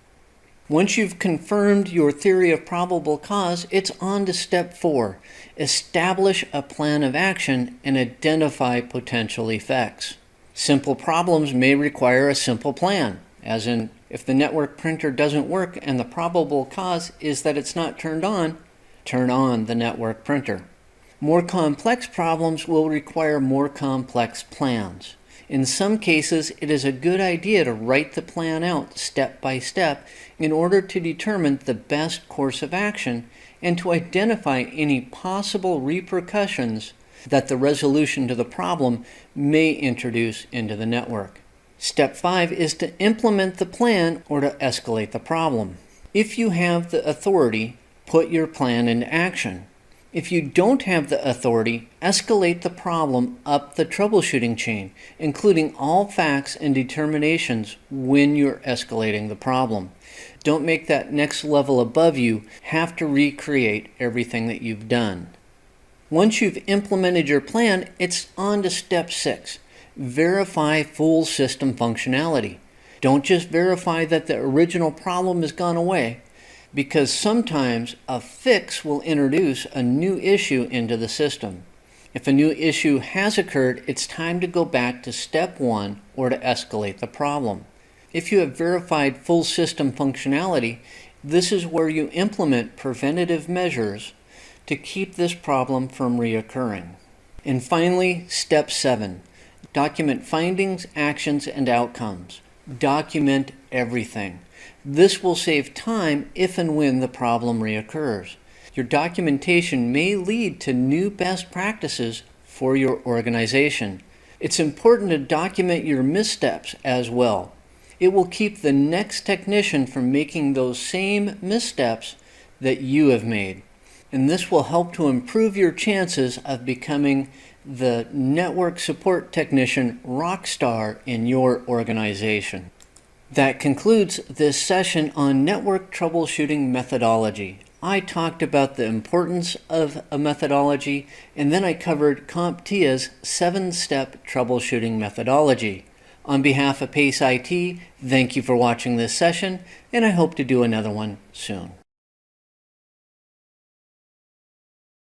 Hello, I'm Brian Farrell, and welcome to PACE IT's session on troubleshooting connectivity with utilities. Today I'm going to talk about connectivity utilities defined, then I'm going to move on to connectivity utilities explained, and we will conclude with some additional software for troubleshooting connectivity. There's a fair amount of ground to cover. Let's go ahead and begin this session. Of course, I'm going to begin with connectivity utilities defined. Before we can define the utilities, we need to define connectivity. Connectivity is a program or device's ability to connect or link to other programs or devices. A connectivity utility is a utility or application that is used to establish connectivity and or to diagnose or fix a connectivity issue. With that out of the way, let's move on to connectivity utilities explained.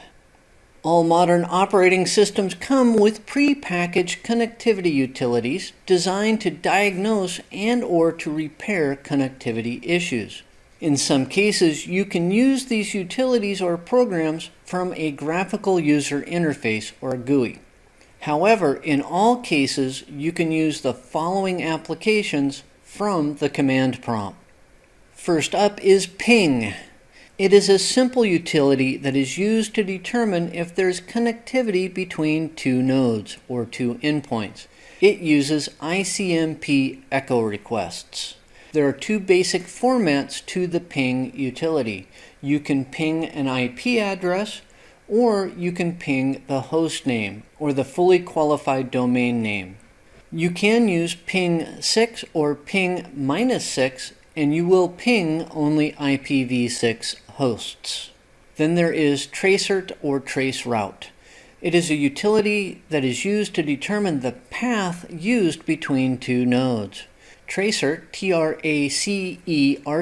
is the Windows version, and Traceroute, T-R-A-C-E-R-O-U-T-E, is the Linux, Unix, or OS X version of the command.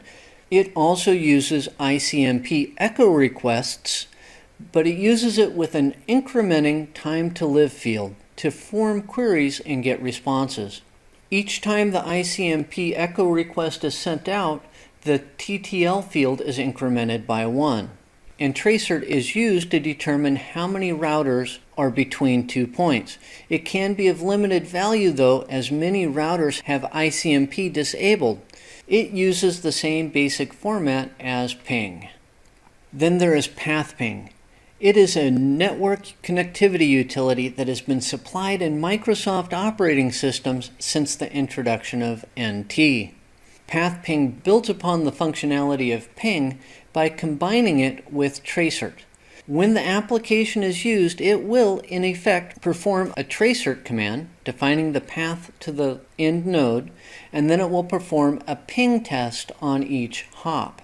One disadvantage to PathPing is that it requires 25 seconds per hop to show the ping results, and it uses the same command format as ping and Tracert. One of my favorite utilities is ipconfig or ifconfig. ipconfig is the Windows version and ifconfig is the Linux, Unix, OS X version. It's used to determine the IP configuration of a given node. It can also be used to change that IP configuration if used correctly. When using to diagnose connectivity, look for incorrect IP addresses, incorrect subnet masks, incorrect DNS addresses, and/or an incorrect default gateway. Then there's ARP, which stands for Address Resolution Protocol. ARP is used to correlate IP addresses to MAC address. This utility can help to determine when there is an issue with an address resolution protocol table on a given node. Then we have NSLookup. That stands for Name Server Lookup. It's supported by all major operating systems, and it's used to diagnose domain naming system issues or DNS issues. It can be very helpful in determining if a DNS server is having a problem. DIG is similar to NSLookup, but it is specific to Unix, Linux, and OS X. It does use different switch modifiers and returns slightly different results. There is the route utility. This is a Windows-specific command. It's used to view and modify the routing tables on a Windows operating system node. Next up is NBT stat, which stands for NetBIOS over TCP statistics. Windows implements the NBT protocol for backwards compatibility. As a result, the NBT stat utility is used if a NetBIOS issue is suspected. Then there's NetStat, which stands for Network Statistics. It's a utility that is used to display protocol statistics and current TCP/IP network connections. It's useful for determining if a connection has been made and the status of that connection. It's time to move on to some additional software. First up are throughput testers. They're used to determine the data flow or bandwidth of a network. They can be used internally to test the flow or bandwidth within a local area network, or they can be used externally to test the flow of a WAN connection. They are often used to create a baseline of network performance. And last up, we have protocol analyzers. These are often called packet sniffers. They examine network behavior on a very basic level, at the packet level. They can examine all the packets coming into and out of an interface. Protocol analyzers are useful to see what is consuming network resources, as in they can tell if a broadcast storm is occurring or if an interface is going bad. Wireshark is a common protocol analyzer that is often used, and it's free. That concludes this session on troubleshooting connectivities with utilities. The first topic was connectivity utilities defined, then we moved on to connectivity utilities explained, and we concluded with a brief discussion on some additional software. On behalf of PACE IT, thank you for watching this session, and I hope you watch another one soon. Hello, I'm Brian Farrell, and welcome to PACE IT's session on troubleshooting connectivity with hardware. Today I'm going to discuss what makes a cable bad, cable testing tools, and I'm going to conclude with some additional tools. I have a fair amount of ground to cover, so let's go ahead and begin this session. We will begin with what makes a cable bad. Network cables can go bad or be bad without any visible indication. Alternatively, a cable may be inappropriate for a particular application.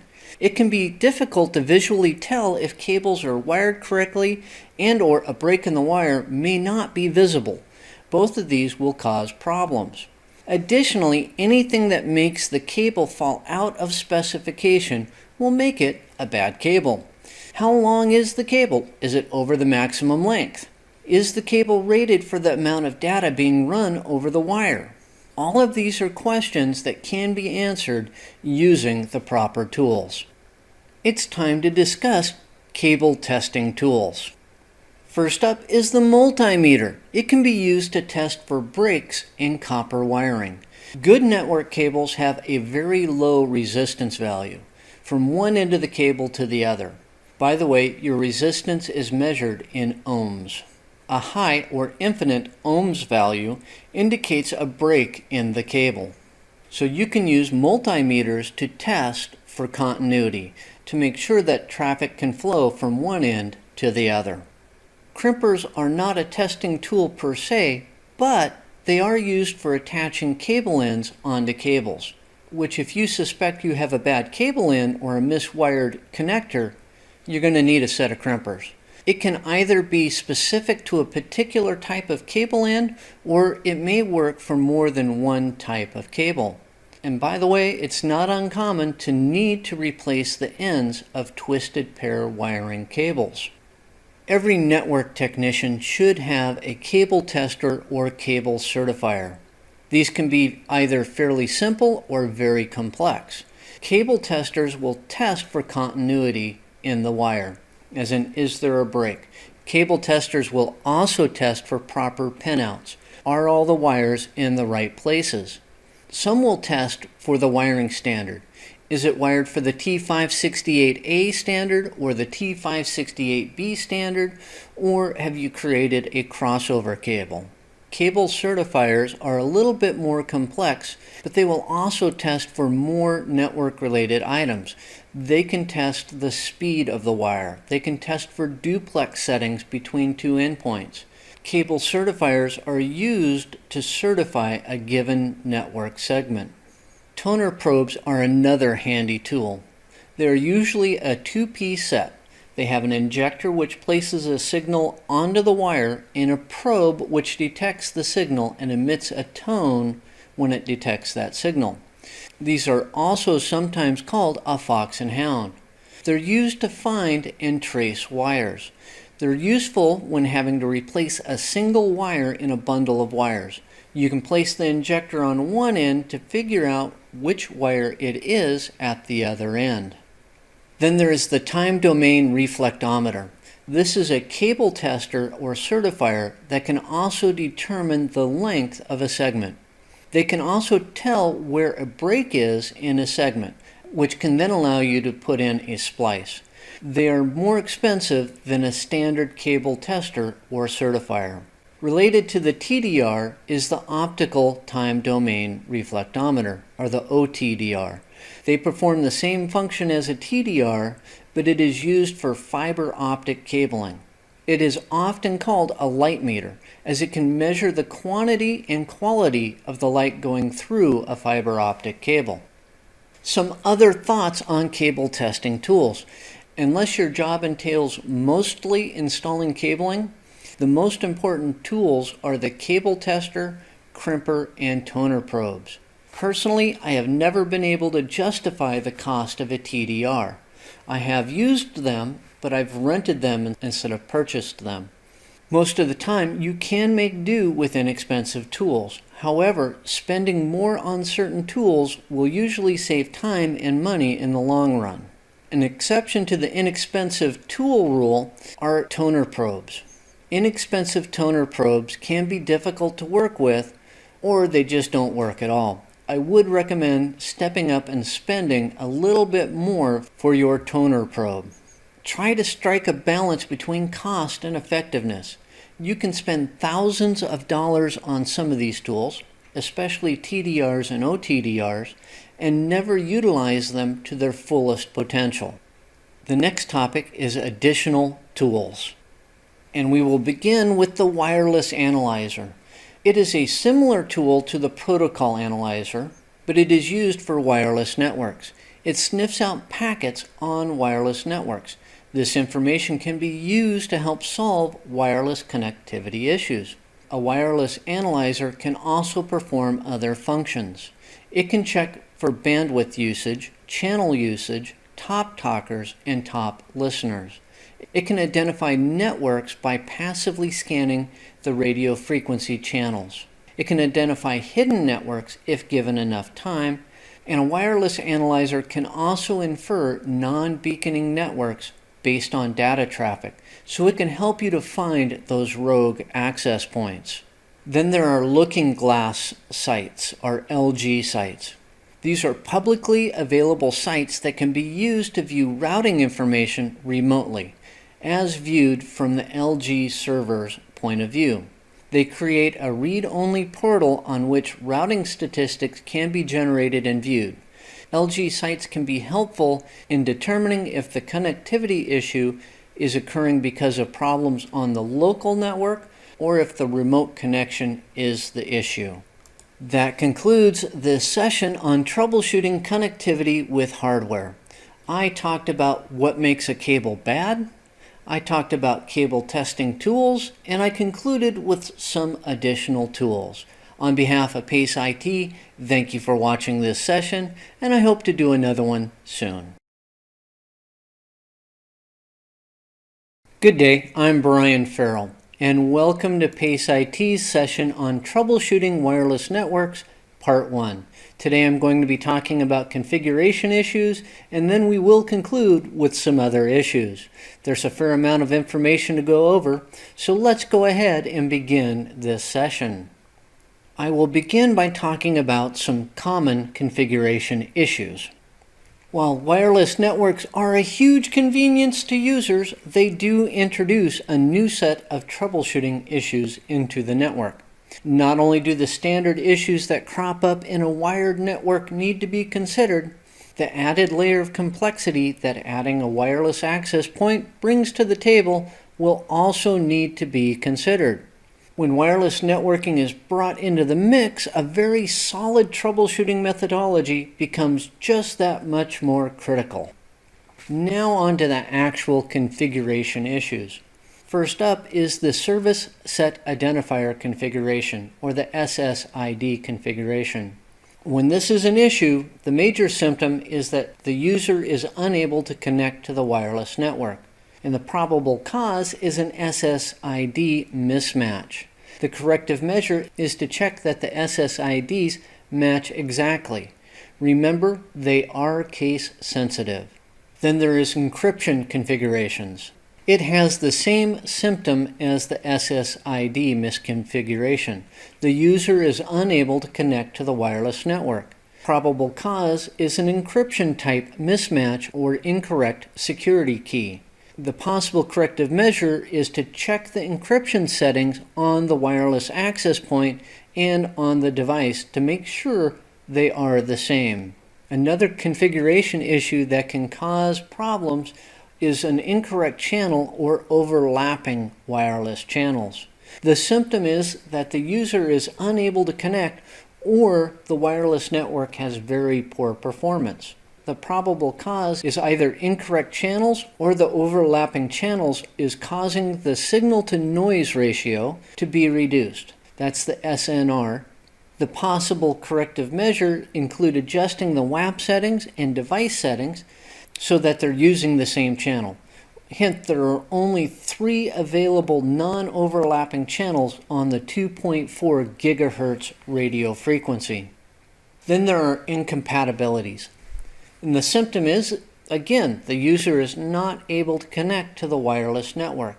The probable cause is you have an 802.11a device being used in an environment in which it won't work, as in you're using 802.11g or n. Or there is a frequency mismatch between the wireless access point and the devices. The possible corrective measure is to make sure you're using equipment with compatible wireless standards. Untested updates can also cause a configuration issue. The symptom again is the user is unable to connect or there is poor performance. The probable cause is a conflict between the update and other configuration settings or the wireless network settings. The possible corrective measure is to roll back the system to the prior configuration. Here's another hint. It is a best practice to make a backup copy of a system before installing any updates. Let's move on to other wireless issues. Troubleshooting networks requires a combination of art and science. Some of the best tools in your arsenal will be patience and strategic thinking. Network issues can express themselves in a multitude of ways. One of the best things that you, as a technician, can do is to see if you can recreate the problem. An issue that can be recreated can usually be resolved easily. Also remember that the users you are dealing with are the reason that you have a paycheck. Treat them as you would like to be treated, even if it is the 10th time that you've reminded Bob that his username and password are case sensitive. Interference is a common issue on wireless networks. The symptoms include slow performance and/or intermittent drops. The probable causes can include overlapping channels, walls, or other equipment that operates in the same frequencies. Some possible corrective measures include changing the RF channel or frequency or adjusting the wireless access point placement. Then there's poor signal strength. The symptoms include slow performance and/or intermittent drops, especially towards the end of your wireless network coverage area. Probable causes include low RF power settings, antenna type, and/or the placement of the access point. Possible corrective measures include changing the RF power setting, as in increasing it, or adjusting the antenna and/or WAP placement. There is a caution here. Increasing your radio frequency power or adjusting the equipment placement may cause the signal to go where it was not intended to go. So if you do either of those, you need to check and make sure that you're not putting your signal where you don't want it to be.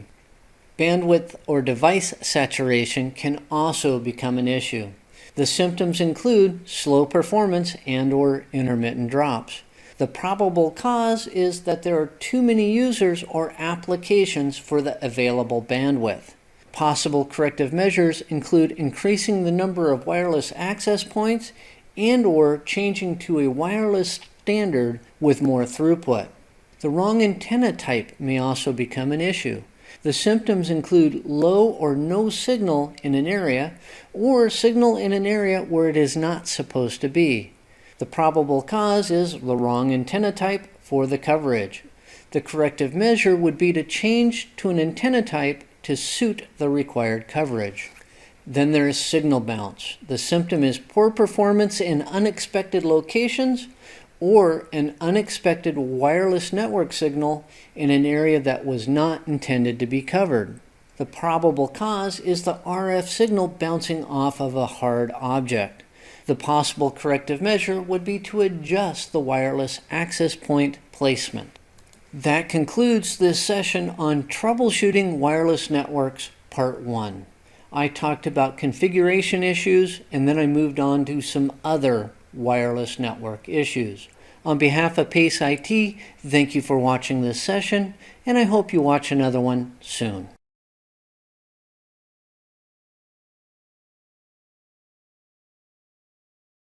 Good day, I'm Brian Farrell, and welcome to PACE IT's session on Troubleshooting Wireless Networks, Part 2. Today I'm going to be discussing wireless environmental factors, and then we're going to conclude with wireless standard-related factors. There's a whole lot of ground to cover, so let's go ahead and begin this session. Of course, I'm going to begin by talking about wireless environmental factors. When planning and setting up a wireless network, quite often environmental factors that may impact the wireless network are disregarded. It is easy to get distracted by all the moving pieces of the wireless network, as in the SSID configuration, encryption, and which standards to use. Dealing with these often leads to overlooking factors in the environment that may impact the quality of the planned network. To get the most out of a wireless network, these factors need to be taken into consideration as they can have a major impact on the overall quality and performance of the installed network. We don't think about it very often, but building materials can influence wireless networks. A wireless network works by sending and receiving radio frequency waves across a given area. Anything that can interrupt the signal or change the path of the waves can create a problem in the network. This is called signal bounce. The signal may return to the wireless access point out of phase, leading to poor performance or dropped packets. Alternatively, the signal may end up being bounced into areas where coverage was not planned, leading to a security issue or an interference issue with other wireless networks. Some building materials of concern include concrete walls, metal studs, and window films, particularly window tinting with a metallic content.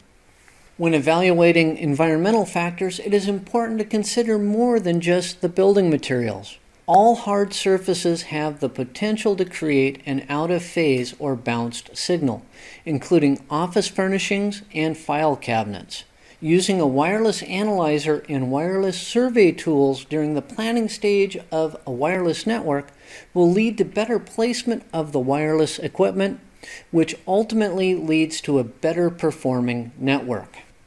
Let's move on to some wireless standard related factors. First up is wireless standard compatibility. Not all of the 802.11 standards are compatible with each other. This is partially due to the RF frequencies that are used, and with the most common frequencies being the 2.4 gigahertz or the 5 gigahertz radio frequency band. The problem with compatibility can also be because of the type of modulation that is employed. Modulation is the encoding of information to be placed on a carrier wave, and it's employed to put the signal on the network. The most common forms of modulation are orthogonal frequency division multiplexing, OFDM, and direct sequence spread spectrum, or DSSS. So let's look at a compatibility list for 802.11. 802.11a is not compatible with most other standards. 802.11b is compatible with 802.11g and n. 802.11g is compatible with .11b and .11n. 802.11n is compatible with 802.11b, g, and AC. 802.11ac is compatible with 802.11n. So let's talk about the wireless standards. 802.11b uses the 2.4 gigahertz RF band and DSSS as its form of modulation. It offers up to 11 megabits per second networking with a maximum indoor range of 115 feet and a maximum outdoor range of 460 feet. 802.11a uses the 5 gigahertz RF band and OFDM as its method of modulation. .11a offers up to 54 megabits per second networking with a maximum indoor range of 115 feet and a maximum outdoor range of 390 feet. Then there's 802.11g. It uses the 2.4 GHz RF band, and it can use both OFDM and DSSS as its methods of modulation. .11g offers up to 54 megabits per second networking with a maximum indoor range of 125 feet and a maximum outdoor range of 460 feet. Then we have 802.11n. It can use both the 2.4 and the 5 GHz radio frequency bands with OFDM as its method of modulation. 802.11n can offer up to 600 megabits per second networking with a maximum indoor range of 230 feet and a maximum outdoor range of 820 feet. Finally, we have 802.11ac. It uses the 5 GHz radio frequency band with OFDM as its method of modulation. It's expected to offer up to 1 gigabits per second networking with a maximum indoor range of 115 feet. At this point in time, we do not have a maximum outdoor range as they're still working on establishing that. That concludes this session on Troubleshooting Wireless Networks Part 2. We talked about some wireless environmental factors, and then we concluded with a brief discussion on wireless standard-related factors. On behalf of PACE IT, thank you for watching this session, and I hope to do another one soon. Hello, I'm Brian Farrell, and welcome to PACE IT's session on troubleshooting fiber cable networks. Today we're going to be talking about using the specific tool for the job, and then we will conclude with some common fiber cable problems. There's a fair amount of ground to cover, so let's go ahead and begin this session. Of course, I'm going to begin by talking about using the specific tool for the job. The nature of fiber optic networks makes troubleshooting them a little more expensive than other types of networks. The reason for this is that the best, and sometimes only, tool that can be used for troubleshooting fiber optic cable problems is the optical time domain reflectometer, or the OTDR. Using the specific tool for the job at hand will ease the burden of diagnosing and resolving any network issues. While an OTDR costs thousands of dollars, or in some cases tens of thousands of dollars, in many cases it can quickly diagnose the problem. A quick diagnosis can lead to a quick solution, often saving significantly more than the cost of the tool by preventing lost productivity and/or revenue. That is why we spend money on OTDRs.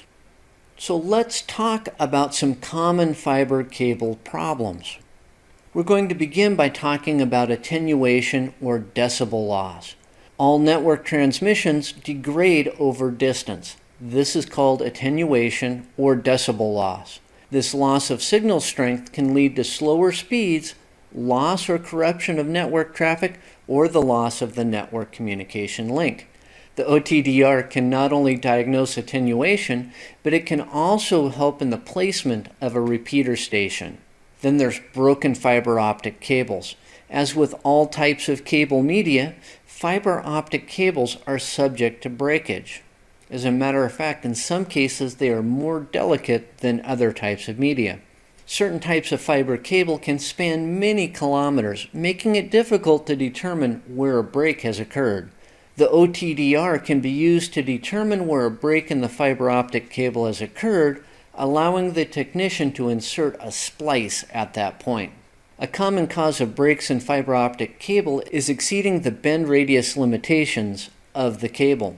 Due to the construction of fiber optic cables, it is subject to breakage if it is bent beyond a certain point.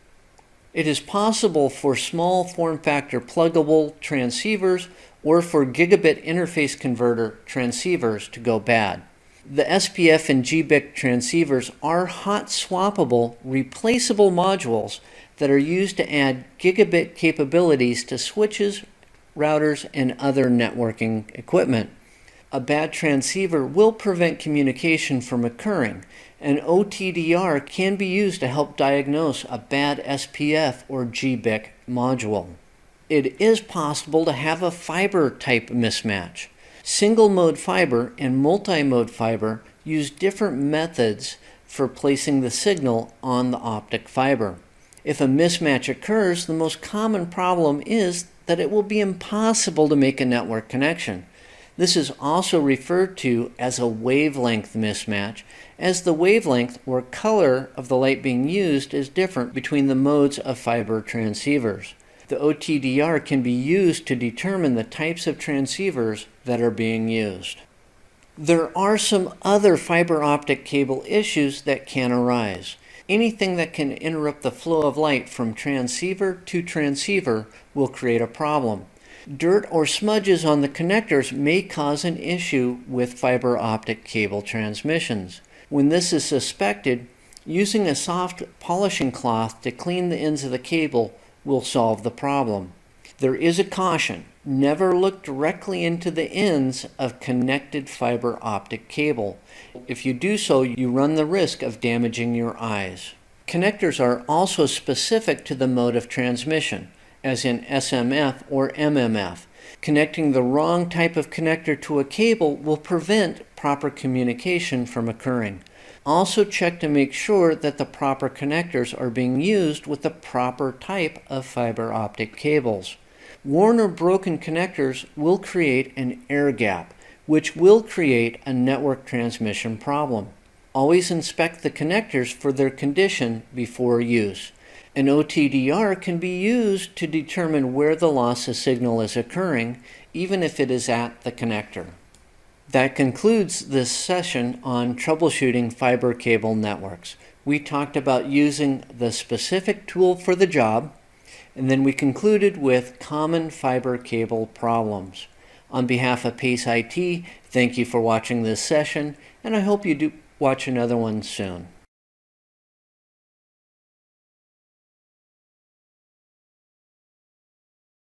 Good day, I'm Brian Farrell, and welcome to PACE IT's session on troubleshooting common network issues. Today we're going to talk about problems that should be escalated, and then we will conclude with problems that you should resolve. There's a fair amount of ground to cover, so let's go ahead and begin this session. We're going to begin by talking about problems that an entry-level network technician should escalate. The complexity of modern networking has made using a solid troubleshooting methodology a necessity, not an option. Networks can express problems and issues in many ways. This can lead to much frustration on the part of the network users and the technicians responsible for fixing problems. If such problems are not resolved quickly, they can lead to loss of revenue and productivity for an organization. There are a number of problems that should be escalated up the troubleshooting chain as soon as they're discovered in order for them to be resolved in the most expedient manner. The first of those problems is the switching loop. Users complain that the network works fine for a while and then goes down, and then works fine for a while and then goes down. This indicates a spanning tree protocol convergence issue or a switching loop. In either case, this is beyond the entry-level technician's capabilities and should be escalated as soon as possible. Then there's the broadcast storm. A failing NIC or application may cause a situation in which a broadcast storm is created. The NIC goes down, then comes back up, then goes back down, and it does this repeatedly. This is often referred to as a flapping NIC. Each time it comes up, it sends out a broadcast advertising its status, which creates traffic congestion. An application can do the same thing. In either case, escalate this up your support chain as soon as it's discovered. Similar to the switching loop is the routing loop, but it involves the routing process. This is more likely to occur when older routing protocols are used, but may also occur due to a misconfiguration of routers, as in there are multiple static routes to the same location. Often switching to a newer routing protocol like OSPF will resolve or banish routing loops, but this needs to occur farther up the support chain. There are other routing problems that once discovered should be moved up the chain. Routing problems can manifest themselves in many different ways, including missing IP routes, failure to discover neighboring devices, or failure to connect to neighboring devices once they're discovered. When routing problems are suspected, it is necessary to escalate the issue to the proper technical team. One problem that can be difficult to diagnose is the mismatched maximum transmission unit, or MTU. This is often called an MTU black hole. Different types of WAN connections have different MTU settings. That is, the largest allowable size of a packet that can traverse a link or be accepted by the link. The MTU for Ethernet, by the way, is 1500 bytes. Routers will negotiate the MTU between links using ICMP, that's Internet Control Message Protocol. If ICMP has been disabled on the router, which is a common practice, when a router receives a packet that exceeds the MTU, it will not respond and it will drop the packet. The sending router continues to send the oversized packets into the MTU black hole, never getting a response back that the packets are too big. So the data is flowing, but it's not going anywhere. When suspected, this too should be moved up the support chain to the correct technical team. NIC teaming can also create a problem. This is the process of bonding multiple network interface controllers on a single system for the purpose of increasing bandwidth or for failover purposes. A misconfiguration may actually cause a loss of performance or, in a worst case scenario, the total loss of functionality. If you're dealing with teamed NICs, move it up the support chain. Then there are power failure or power anomalies. Power failures are easy to diagnose but may be difficult to recover from. While battery backups and generators may mitigate the issue, they will not resolve the problem. If the problem occurs within the building, contact the appropriate group responsible for building maintenance. If the problem occurs outside the building, contact the appropriate utility. Electronic devices are sensitive to power issues. Anomalies in the quality of the electricity delivered to the device may cause problems. Using battery backups or uninterruptible power supplies with power conditioners will help to mitigate power anomalies. With problems to escalate covered, let's move on to problems that you can resolve. We will begin with incorrect IP configurations. Under incorrect IP configurations, we will begin with the default gateway. The default gateway is the local network or computer's access to outside networks. An incorrect gateway will keep traffic from reaching its destination. If it's suspected, verify what the correct gateway settings should be and correct it. Then there are duplicate IP addresses. When duplicate IP addresses have been configured, the first device booted up will get the address, and the second one that gets booted up will get an address supplied by a PIPA. This can occur when DHCP address reservations have not been configured correctly. This is easy to verify and correct and should be done when an PIPA address is received by a device. There are other DHCP misconfigurations that can occur. The problem is expressed in a similar manner as the duplicate IP address problem, as in a PIPA address is supplied, and is configured and is caused by a misconfigured DHCP server. Again, verify your DHCP settings and correct. Then there are DNS misconfigurations. Users complain that they cannot get to resources or destinations on the network when using the host name. DNS is used to resolve host names to IP addresses, so a misconfiguration will prevent the function of the DNS process. Verify the correct DNS settings and correct as needed. It's also possible to have incorrect VLAN assignments or incorrect virtual local area network assignments. Users will complain that they cannot get to necessary network resources. This tends to be a single host issue or to involve a small group of hosts. Verify the VLAN settings, and again, correct as necessary. Incorrect interface configurations will also create network issues. Users may complain of poor network performance or not being able to connect to resources at all. This issue tends to affect a whole network segment. Configuration issues could include mismatched port speeds and/or duplex settings on the interfaces. Verify the correct interface configurations and correct the settings. Simultaneous wireless and wired connections will also create some networking issues. Many laptops come with wireless and wired network capabilities built into them. It is possible for a laptop to attempt to use both at the same time. This may cause the device to quit communicating on the network as a whole. Reminding users to turn off wireless capabilities before joining the wired network will resolve this problem. Not having good end-to-end connectivity is another common problem. The complexity of networks will just about guarantee that end-to-end connectivity, the ability to reach remote hosts, will be lost at some point. The ping and tracer utilities can be used to find where the break in communication occurs.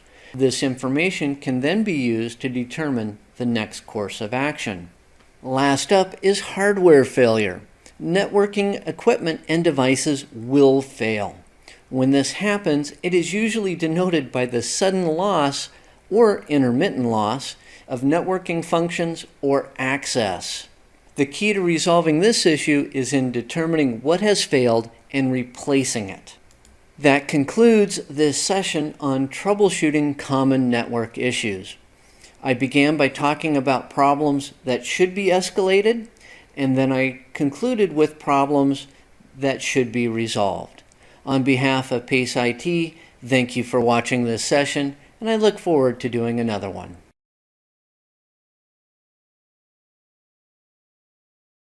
Good day, I'm Brian Farrell, and welcome to PACE IT's session on common network security issues.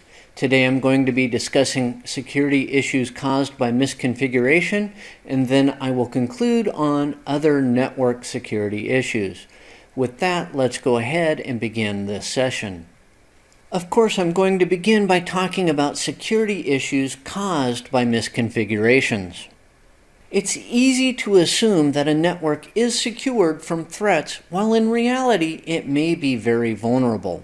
A network may actually be vulnerable because of a misconfigured security setting or because of a common practice within an organization.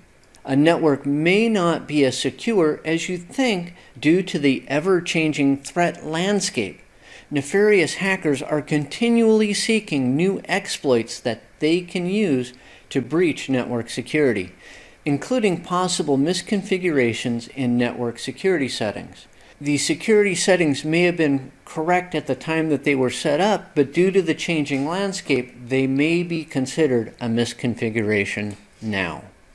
A misconfigured firewall and/or access control list may cause a security issue. These can result in 3 different categories of security issues. Traffic that should be blocked isn't, allowing threats in.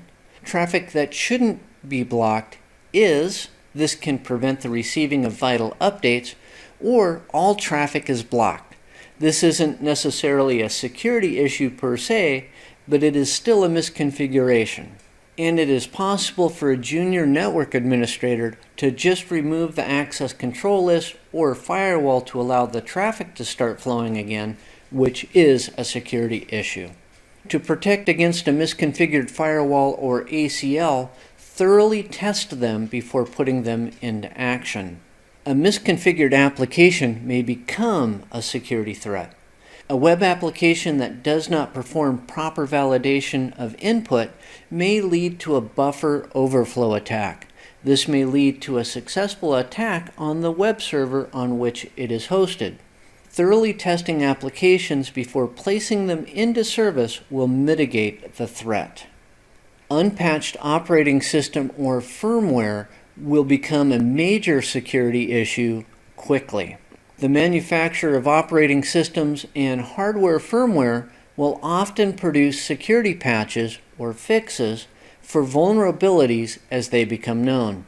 An unpatched OS or firmware becomes very vulnerable in short order and may become a threat to the network.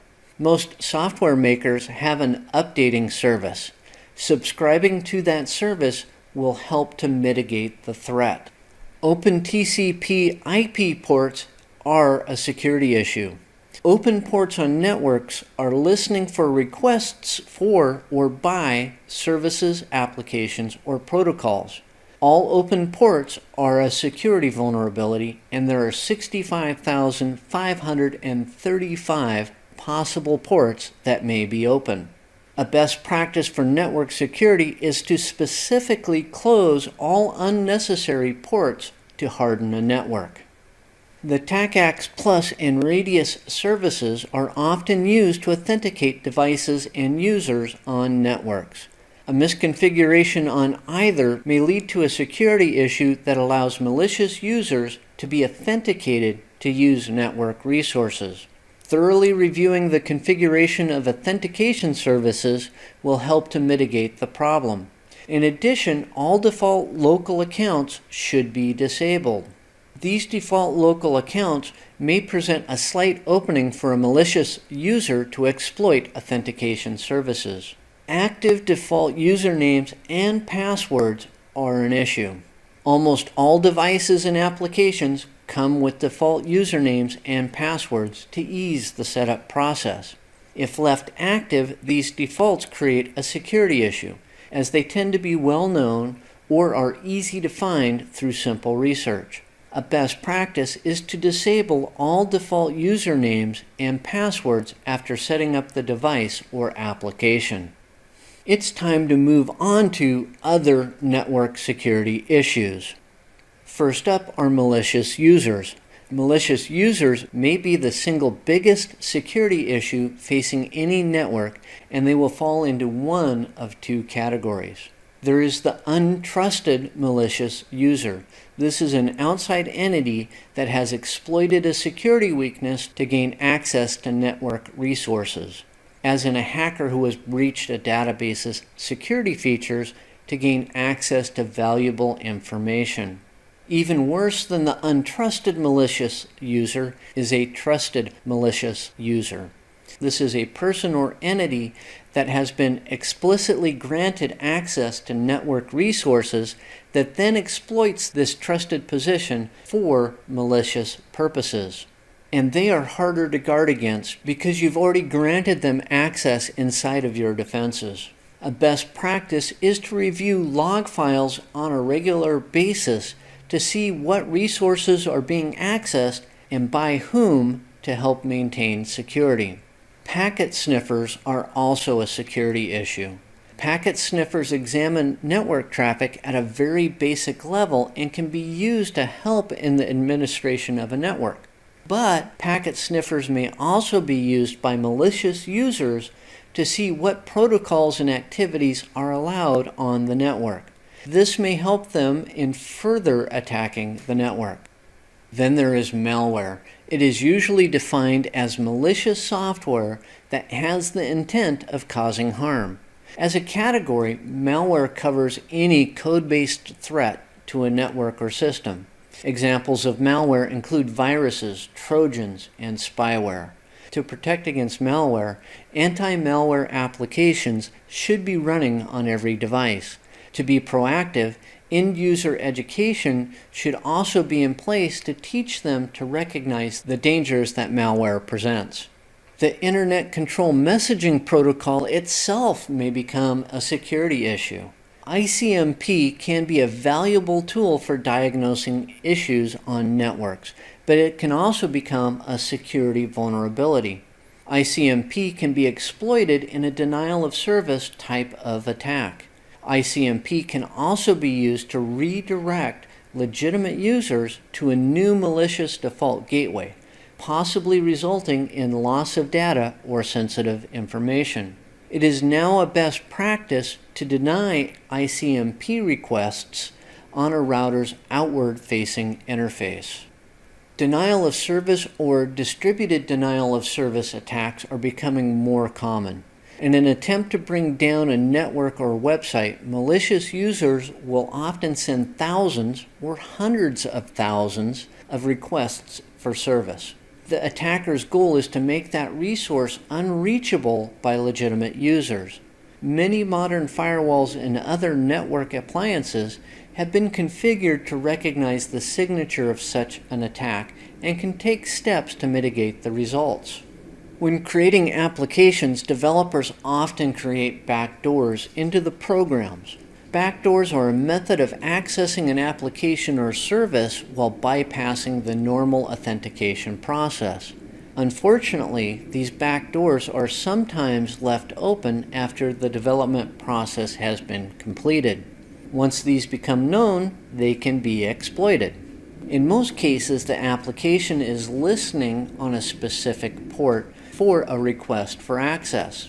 The best mitigation technique is to close all unnecessary ports on a network. Kind of sounds familiar, doesn't it? Then there's jamming. All wireless networks use radio frequency channels to transmit data on the network. It is possible to create enough interference on the RF channel that it is no longer usable on the network. An attacker will often use jamming when performing a denial of service type attack. However, it can also be used to perform an evil twin type attack. By jamming the legitimate channel, the attacker is hoping that users will switch to the channel that the rogue access point is transmitting on.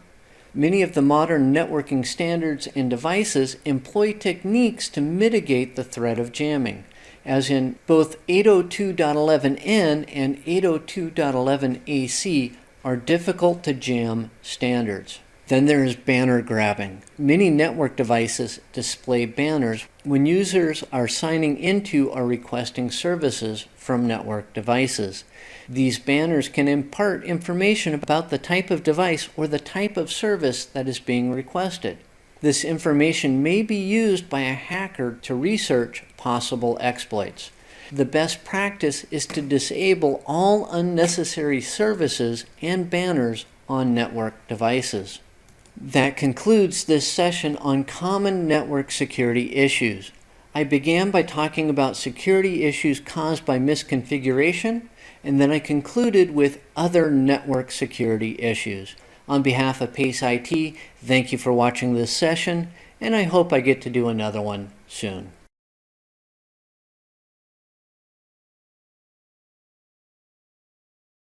Good day, I'm Brian Farrell, and welcome to PACE IT's session on common WAN components and issues.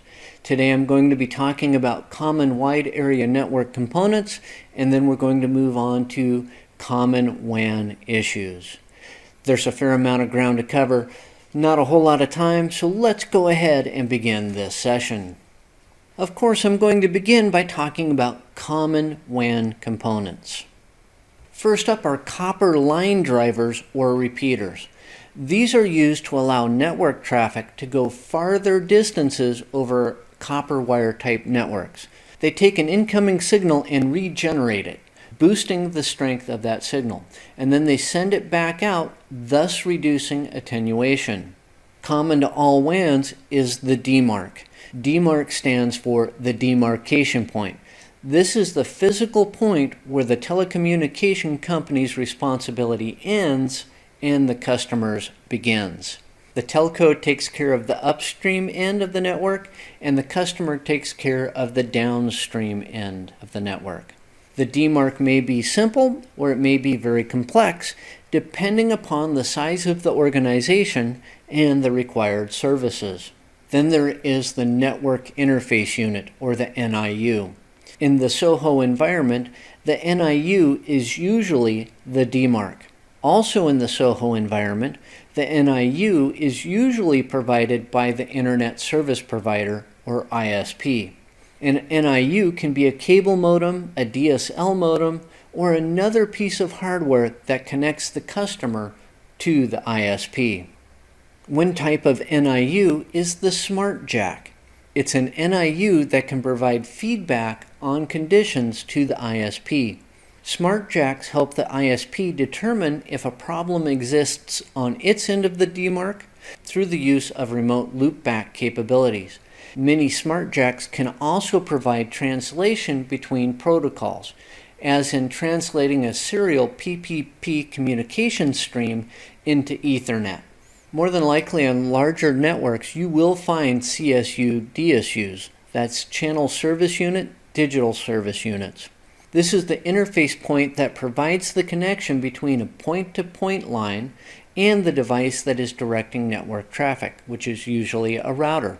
The CSU DSU may be an external device, or it may be a removable module inside of a router. Only two CSU DSUs may exist on a single point-to-point line, one at either end of the connection. With the common components covered, let's move on to common wide area network issues. First up is a loss of internet connectivity. Many factors can lead to a loss of connectivity on both sides of the DMARC. Before contacting the WAN provider, check the local area network equipment for its operation. If the issue is not to be found on the LAN side, then contact the wide area network provider. One of the tests that the WAN provider will conduct is a loopback test to check its line for interference. DNS issues are also common in a WAN environment. They may look like a loss of internet connectivity, but it isn't. The users may complain that they cannot connect to an outside source like www.google.com. But it may not actually be a connectivity issue, but a DNS issue. If using a local DNS server, verify the settings and make corrections accordingly. If the network is using the WAN provider's DNS settings, attempt to ping the IP address. If that works, there is a WAN connection. If you then use the ping utility with the fully qualified domain name and this fails, then contact the WAN provider to resolve their DNS issue. Interface issues are also common. Errors on a router's WAN interface can indicate several different issues. Monitoring an interface's status and reading the error reports may provide a clue as to the issue. The most common issue that prevents a good connection is a speed or duplex mismatch. A speed mismatch between interfaces will prevent a link from being established. A duplex mismatch between the interfaces will create errors, as in output and input errors. If you're experiencing discards and drop packets, there's a couple of things to consider. If the device is discarding incoming packets, then more than likely the device's CPU is being overutilized. It may be time to upgrade. If the device is dropping outgoing packets, then there is a bandwidth congestion issue, which may be caused by interference on the line. So either you may be trying to move too much network traffic, or there may be an issue on the wide area network provider's side of the line. Router configurations are a common problem when establishing a new WAN connection. A misconfiguration of the WAN interface of a router will lead to, guess what, a WAN connection issue. If this is suspected, verify the proper configuration settings with the WAN provider. Unfortunately, company policy and practices sometimes get reported as a wide area network issue. Some applications may be throttled or have their available bandwidth reduced for quality of service reasons, leading to slow service, which is a perceived wide area network issue. Also, acceptable use policies may restrict or block access to certain sites or types of sites, which may appear to the end user as a WAN issue. There's not much that you as the technician can do to resolve this, but it is up to you to explain it to the end user. A satellite wide area network connection may also become an issue. If a satellite WAN connection is used, latency will increase due to the distances covered by the transmissions. Latency is the measure of time between the sending of data and the receiving of the data. Careful application of quality of service techniques may mitigate the effects of latency on some applications, but you're still going to have more latency with a satellite connection than other types of connections. Split horizon is another issue. Split horizon is a technique used in routing to help prevent routing loops. With split horizon, a router will not advertise a route to another network out of the interface that it learned the route on. With a point-to-multipoint wide area network connection, the router may have difficulty with split horizon. It will learn all of the routes available to it on the same interface, but it can't advertise those routes back out of that interface. Creating logical sub-interfaces on the wide area network interface will usually resolve this problem. The logical sub-interfaces appear to the router as individual interfaces, allowing the router to advertise the routes back out of the WAN interface. That concludes this session on common WAN components and issues.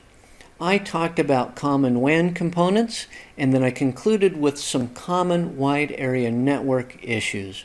On behalf of PACE IT, thank you for watching this session, and I hope to do another one soon.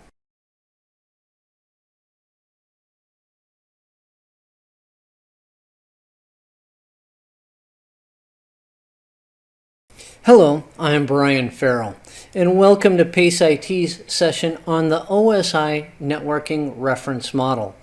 Today I'm going to begin by talking about a brief history of the reference models, and then I'm going to talk about the network reference models themselves, and then I'm going to conclude with a comparison between OSI and TCP/IP.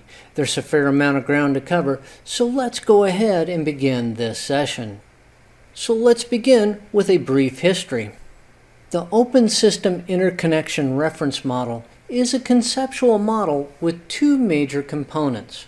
The first main component of the OSI Networking Reference Model is an abstract model of networking. It's a 7-layer model. The second major component is a set of specific protocols which allow differing computing systems to communicate with one another despite their different architecture. So why was a networking model required? Well, early networks communicated using proprietary languages. Because of those proprietary languages, early networks could only communicate with like systems. So an IBM network could only communicate with another IBM network. In addition to that, the U.S. government desired a robust computer communication system that could survive disaster. The first networking reference model that was developed was the TCP/IP reference model. The Transmission Control Protocol Internet Protocol reference model was published as the United States Department of Defense standard in 1982. All of the major systems manufacturers adopted the TCP/IP reference model beginning in 1984. AT&T moved the Unix implementation of TCP/IP to open source in 1989, further cementing TCP/IP's place in networking. The OSI reference model came later than the TCP/IP reference model. The OSI model was published in 1983, and it defines the relationships between differing protocols and hardware. It's time to move on to a discussion about the networking reference models in more detail. We're going to begin with the OSI reference model. It is a 7-layer reference model. Layer 1 is also called the physical layer. It standardizes the electrical signals that networks use. It also defines cable standards and how the bits of data are placed on the physical media. Network cables and hubs are part of Layer 1 of the OSI model. Then there's Layer 2, which is also called the data link layer. It's responsible for identifying the individual nodes, both the sending node and the receiving node. It also introduces an error correction method known as the Frame Check Sequence, or FCS. Layer 2 is composed of two sublayers. The first of those is the Logical Link Control layer. It is mainly responsible for flow control and error correction. Then there is the Media Access Control layer. It is mainly responsible for node addressing. Switches and bridges are layer 2 devices. Then there's layer 3, the network layer. It's responsible for routing functions between networks. It also identifies networks and nodes on the network. Routers are layer 3 devices. Then there's layer 4, the transport layer. It's responsible for breaking the data into smaller pieces for the lower layers and for the actual data transport protocols, two of which are TCP and UDP. The transport layer may be required to confirm the actual delivery of the data stream, and it may be required to offer error correction. And it does this through the use of TCP, or Transmission Control Protocol. Then there's layer 5, the session layer. This is the layer that is responsible for establishing the initial parameters between two systems. It sets up and tears down the communication channel. Layer 6, or the presentation layer, is responsible for taking data and converting it from a machine-dependent language to a machine-independent language. This is also the layer that has the main responsibility for encryption between networks. And finally, we have layer 7, the application layer. This is the layer that is responsible for the protocols that request services or functions from other systems. These protocols may not be the actual application. For instance, Internet Explorer is an application that uses HTTP at layer 7 to request web pages. Now let's talk about the TCP/IP reference model. This is a 4-layer reference model. The lowest layer is the network interface layer, which can also be known as the link layer. It handles electrical signaling, flow control, error detection, and node addressing. Then there's the internet layer. This layer handles routing functions and identifies network systems and nodes on those networks. Then there is the transport layer, which handles breaking the data into more manageable pieces for the lower layers. It is also the layer that is responsible for the delivery method, which can be either reliable or unreliable, and error correction for when reliable delivery is used. And finally, there is the application layer. This layer handles requests for services from applications. It also handles translation to machine-independent languages and encryption. It also sets up and tears down communication sessions between systems. So now let's do a comparison between the OSI and TCP/IP reference models. While TCP/IP is the dominant model, most technicians communicate issues using the OSI model because it is more specific. When a problem occurs, and believe me, they will, it is easier to resolve them with the more highly defined set of specifications of the OSI model versus the specifications of the TCP/IP model. It's easier to resolve an issue at the session layer of the OSI model than it is to track down what went wrong in the application layer of the TCP/IP model. Both the OSI and TCP/IP models are reference models only. It is not mandatory that they be followed. Each developer and manufacturer determines its own method of implementing the reference models. While in theory there will never be a problem in communicating between devices and systems, remember, it is only a theory. Now that concludes this session on the OSI networking reference model. I began with a brief history, then I moved on to the networking reference models themselves, and then I did a very brief OSI and TCP/IP comparison. On behalf of PACE IT, thank you for watching this session, and I hope to do another one soon.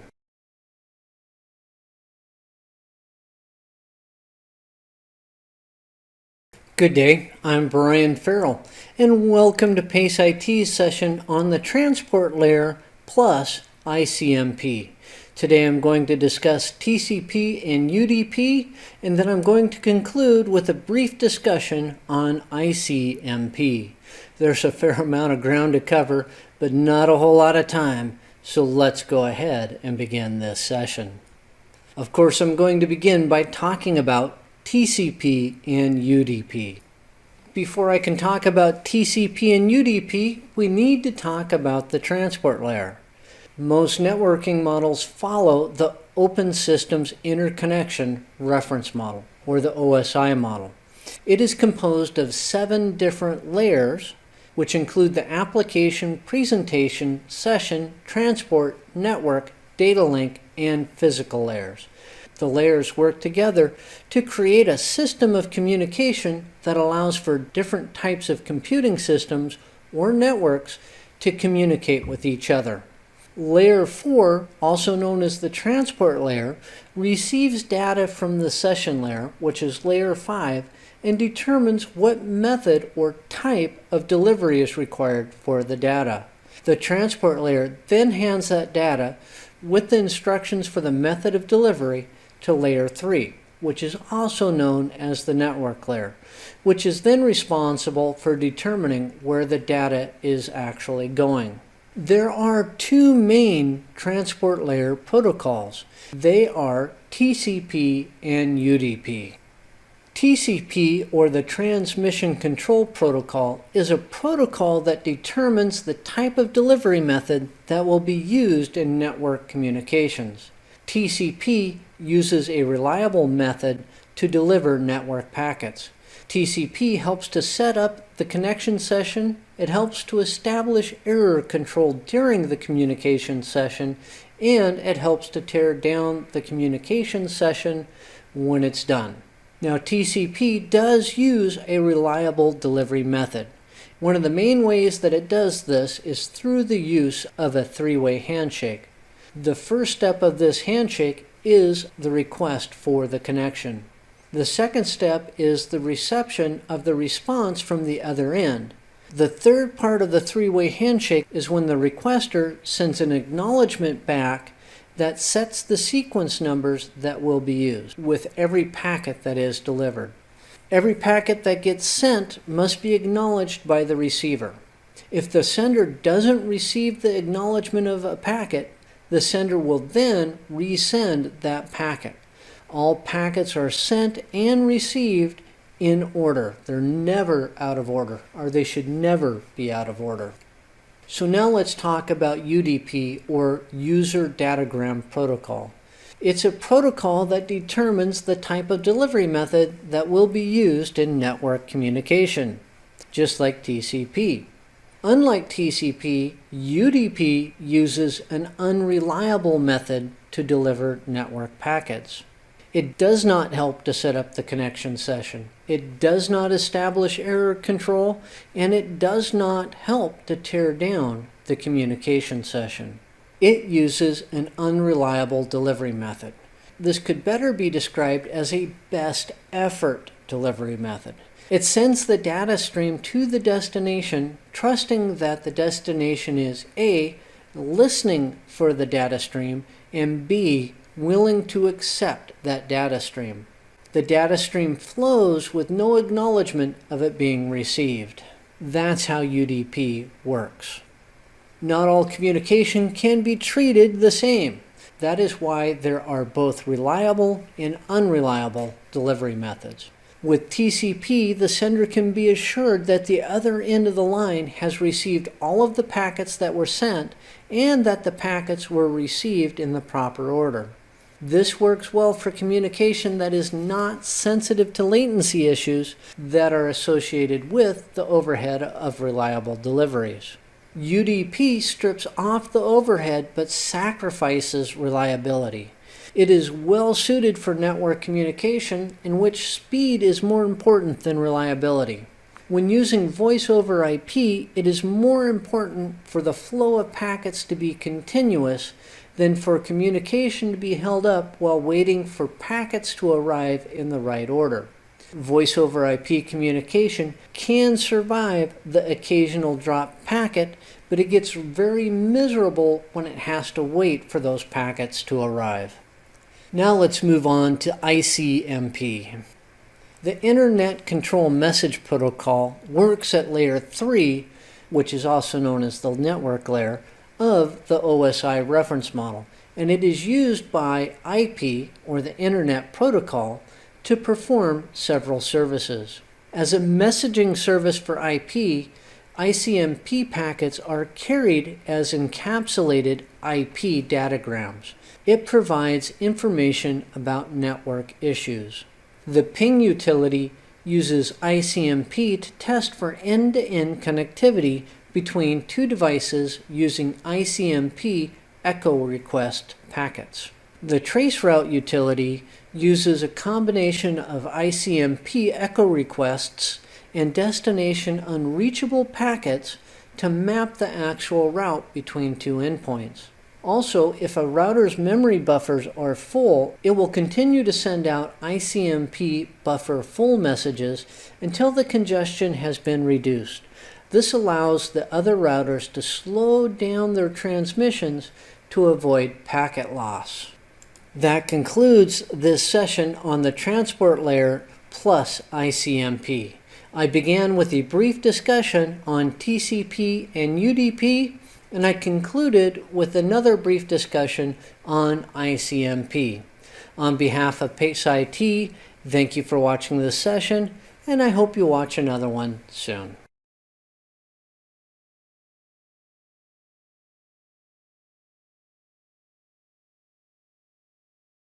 Good day, I'm Brian Farrell, and welcome to PACE IT's session on Basic Network Concepts Part 1. Today we're going to be talking about encapsulation and modulation. There's a fair amount of ground to cover, so let's go ahead and begin this session. We're going to begin by talking about encapsulation. The Open Systems Interconnection Reference Model, or the OSI model, uses a layered approach to enable disparate devices to be able to communicate effectively. During the communication between two devices or nodes, each layer is only responsible for being understood by the corresponding layer on the other device.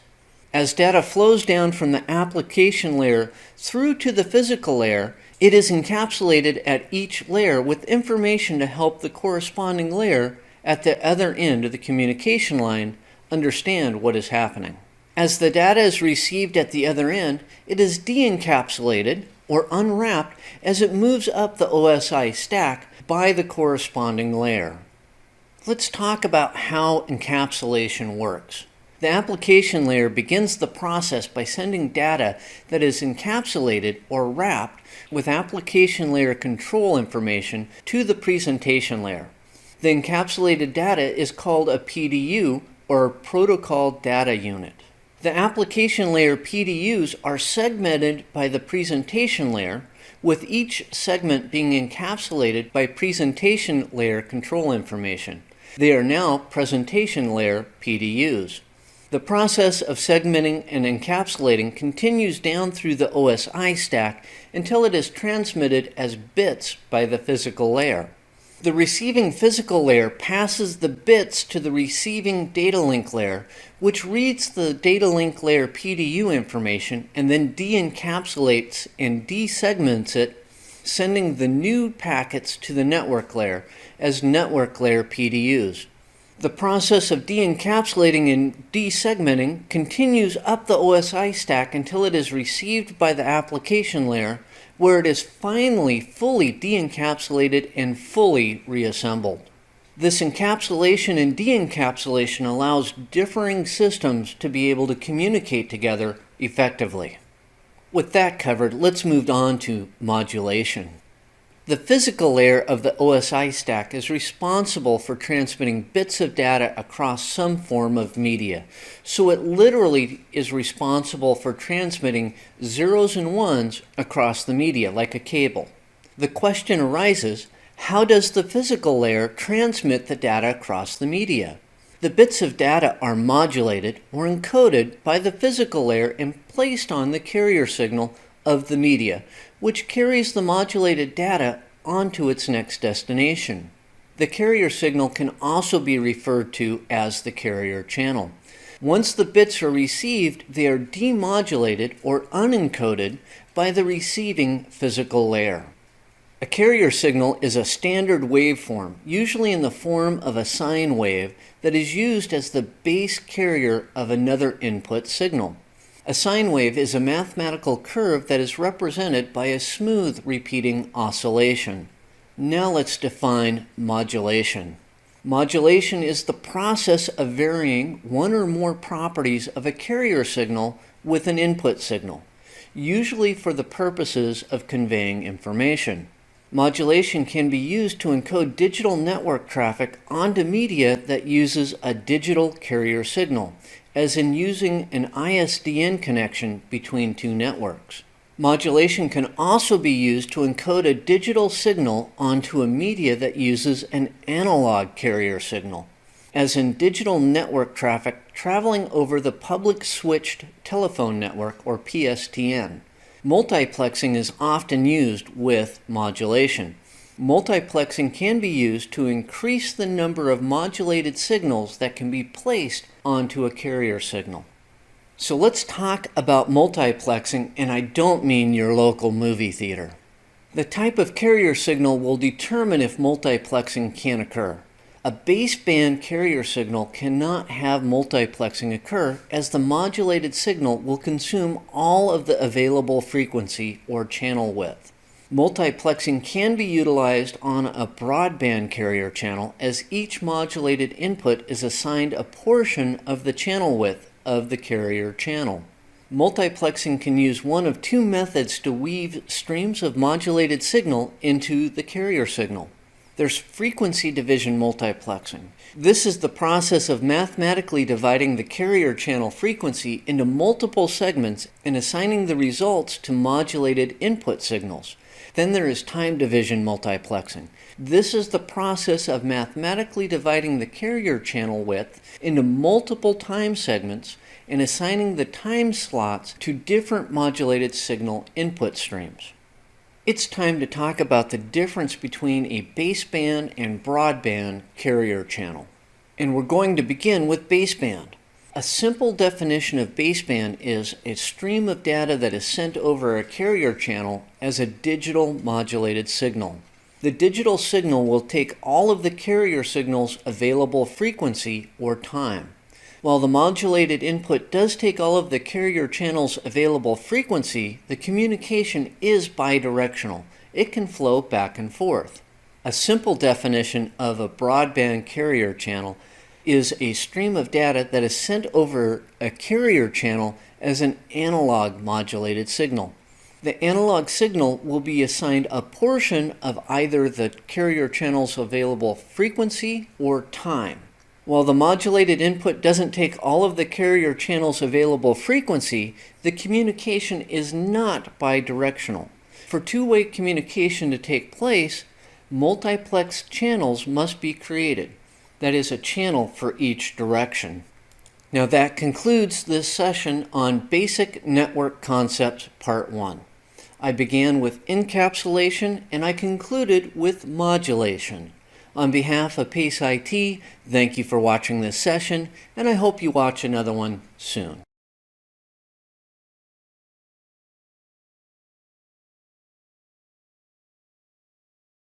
Hello, I'm Brian Farrell, and welcome to PACE IT's session on Basic Network Concepts Part 2.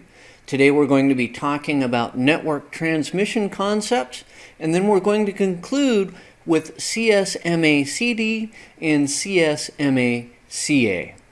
There's a fair amount of ground to cover, so let's go ahead and begin this session. Of course, I'm going to begin with network transmission concepts. The first concept is wavelength. Wavelength is a measurement of the distance between peaks in a wave pattern emitted by electromagnetic radiation, as in light waves, radio waves, or microwaves. Each type of electromagnetic radiation falls into a specific range of wavelengths. By modifying a wavelength, data can be encoded into the wavelength and transmitted to a receiving device, which then decodes the transmission. Then there's baud rate and bit rate. The baud rate was originally used to measure the speed of a telegraph transmission. It is a measure of the number of state changes in a given period of time. The usual state change that was measured was electricity, as in the number of times the state changed from 0.5 volts to 1.5 volts.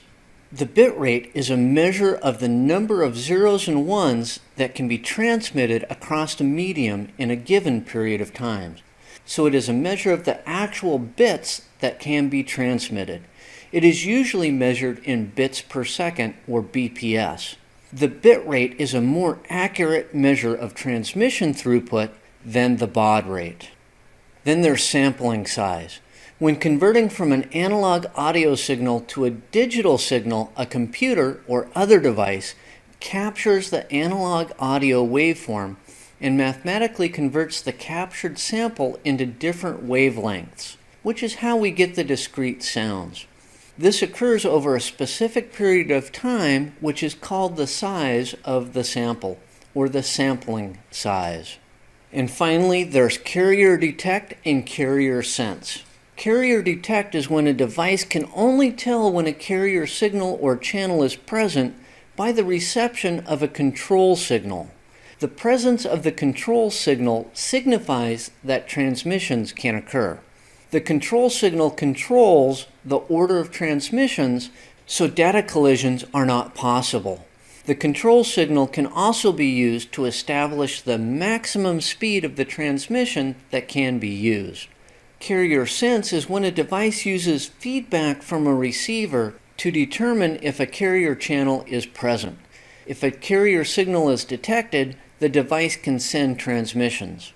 Data transmission collisions are possible with carrier sense.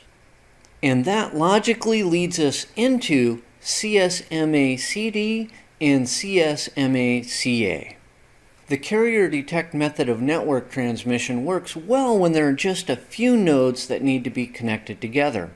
However, as the number of nodes that need to transmit increase, the efficiency of carrier detect begins to decrease to the point where it can become unmanageable.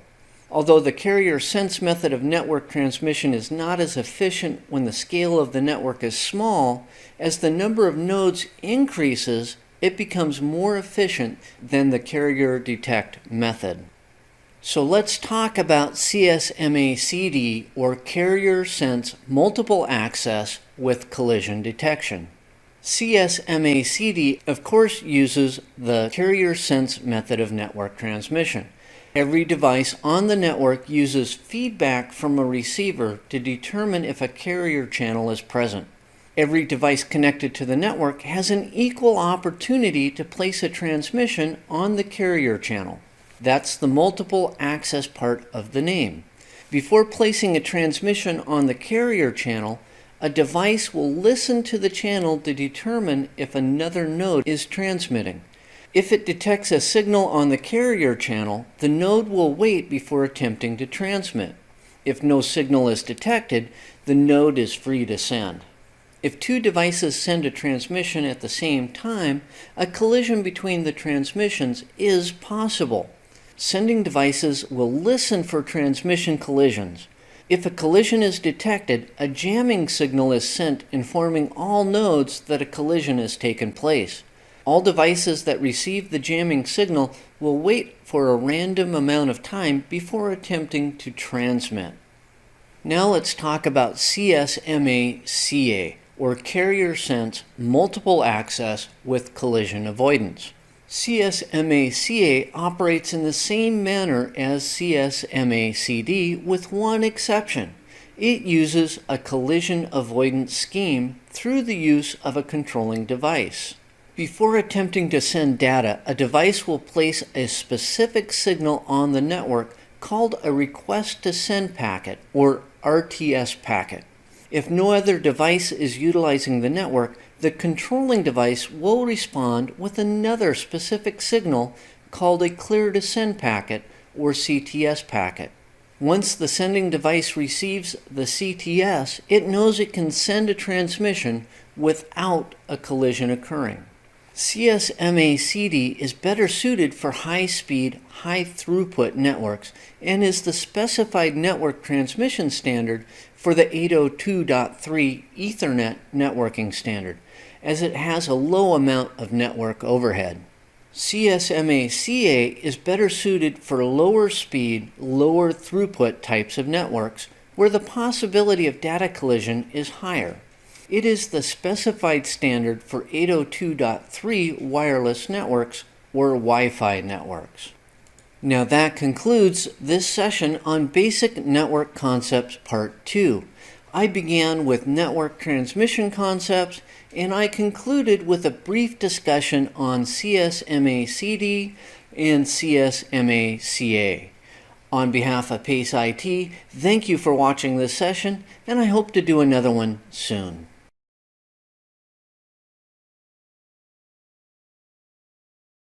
Good day, I'm Brian Farrell, and welcome to PACE IT's session on Basic Network Concepts Part 3. Today we're going to be talking about numbering systems, and we will conclude with a very brief discussion on conversion tables. With that, let's go ahead and begin today's session. Of course, I'm going to begin by talking about numbering systems. While computer code and communication can get very complex, it can also be broken down to a basic bit level. A bit has one of two values. It either has a value of 0 or it has a value of 1. These values can be thought of as being either off, which is a 0, or on, a 1. These bit values are actually the only information that computing devices know. By combining and adding different bits together, computers can communicate with each other and programs can be created. Because of this, technicians need to know how to work with binary, or the base 2 numbering system. Binary is a base 2 numbering system where each position has one of two basic values. It is either a 0 or a 1.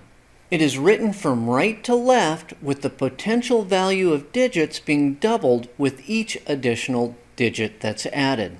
If a 0 is the placeholder, it has a null value or no absolute value. And if a 1 is present, the actual value is double the potential value of the digit to the right. To derive the final value of a binary number, add all of the potential values together, and that will give you the decimal value of the binary number. The binary numbering system is very important when dealing with computers and networking. You should become comfortable with converting from decimal, or base 10 values, to binary, and from binary back to the decimal format. If you need help with that, there are multiple websites that can help. One website that I recommend is mathisfun.com. You can look on their website for their binary numbering lessons. Now let's talk about bit, byte, and nibble.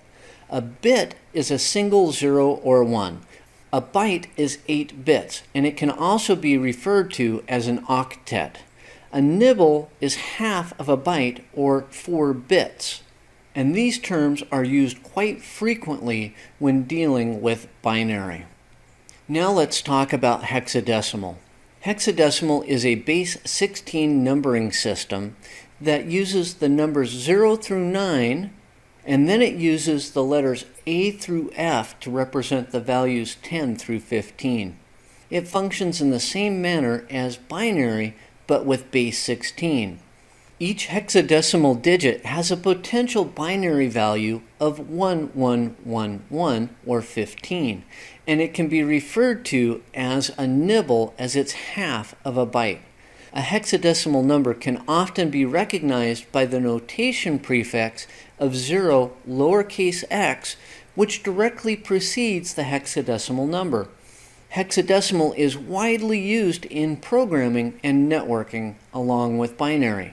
Some examples of binary and hexadecimal use include IPv4 addresses, which can be represented by a 32-bit binary number that is divided into 4 8-bit sets. Each 8-bit set is equal to 1 byte and is often called an octet. An IPv6 address, which is a 128-bit binary number, is usually represented by hexadecimal, and it is divided into 8 2-byte sets, each set being separated by colons. And I recommend that you watch my presentations on IPv4 and IPv6 to get a better understanding of how binary and hexadecimal are used in networking. And now let's move on to conversion tables. When working with binary and hexadecimal numbers, I recommend creating a conversion table before doing the math.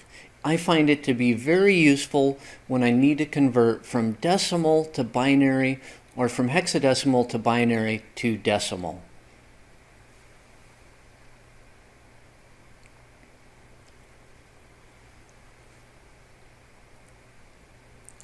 Now that concludes this session on Basic Network Concepts Part 3.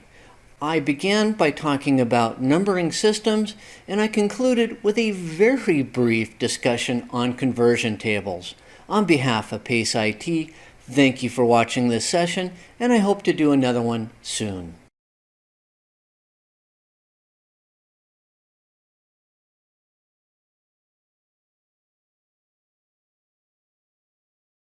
Hello, I'm Brian Farrell, and welcome to PACE IT's session on the Introduction to Wireless Standards. Today I'm going to talk about CSMA-CA, and then I'm going to conclude with a discussion on wireless standards. There's a fair amount of ground to cover, so let's go ahead and begin this session. Of course, I'm going to begin by talking about CSMA-CA. All wireless Ethernet standards employ an algorithm called Carrier Sense Multiple Access with Collision Avoidance. That's CSMA-CA. A CSMA-CA network involves a method of transmission that avoids packet collisions. Once a node wants to send a packet, it listens to the carrier wave. If no other node is transmitting, it will then transmit. If another node is transmitting, it will wait a random amount of time and then listen to the carrier wave again to see if it's free to send. This differs from a CSMA-CD, which stands for Collision Detection, type of network, which is all about how to transmit after a collision has occurred. Now let's talk about frequency modulation. Frequency modulation is the process used to encode data into a carrier wave. 802.11 uses two main frequency modulation methods. The first one is orthogonal frequency division multiplexing, or OFDM. OFDM is a frequency division multiplexing scheme that uses multiple subcarrier channels to carry data. It is used to mitigate against attenuation, which is loss of signal strength over distance, and multipath issues that exist in networking. The other frequency modulation method is direct sequence spread spectrum, or DSSS. DSSS is a modulation technique that uses spread spectrum technology to effect data transfer. It is used to mitigate the problem of multiple users on a channel and for effective timing between the transmitter and the receiver. Now let's move on to the wireless standards. Wireless networking standards are established by the 802.11 Committee of the Institute of Electrical and Electronics Engineers, or the IEEE. Quite often the term Wi-Fi is used to describe an 802.11 network, which is technically incorrect. Wi-Fi is actually a reference to the Wi-Fi Alliance, which is responsible for certifying that wireless networking equipment actually meets the 802.11 standards.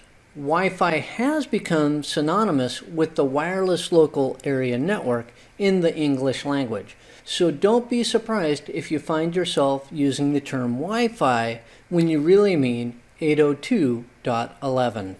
Now let's talk about the standards. And first up is 802.11a.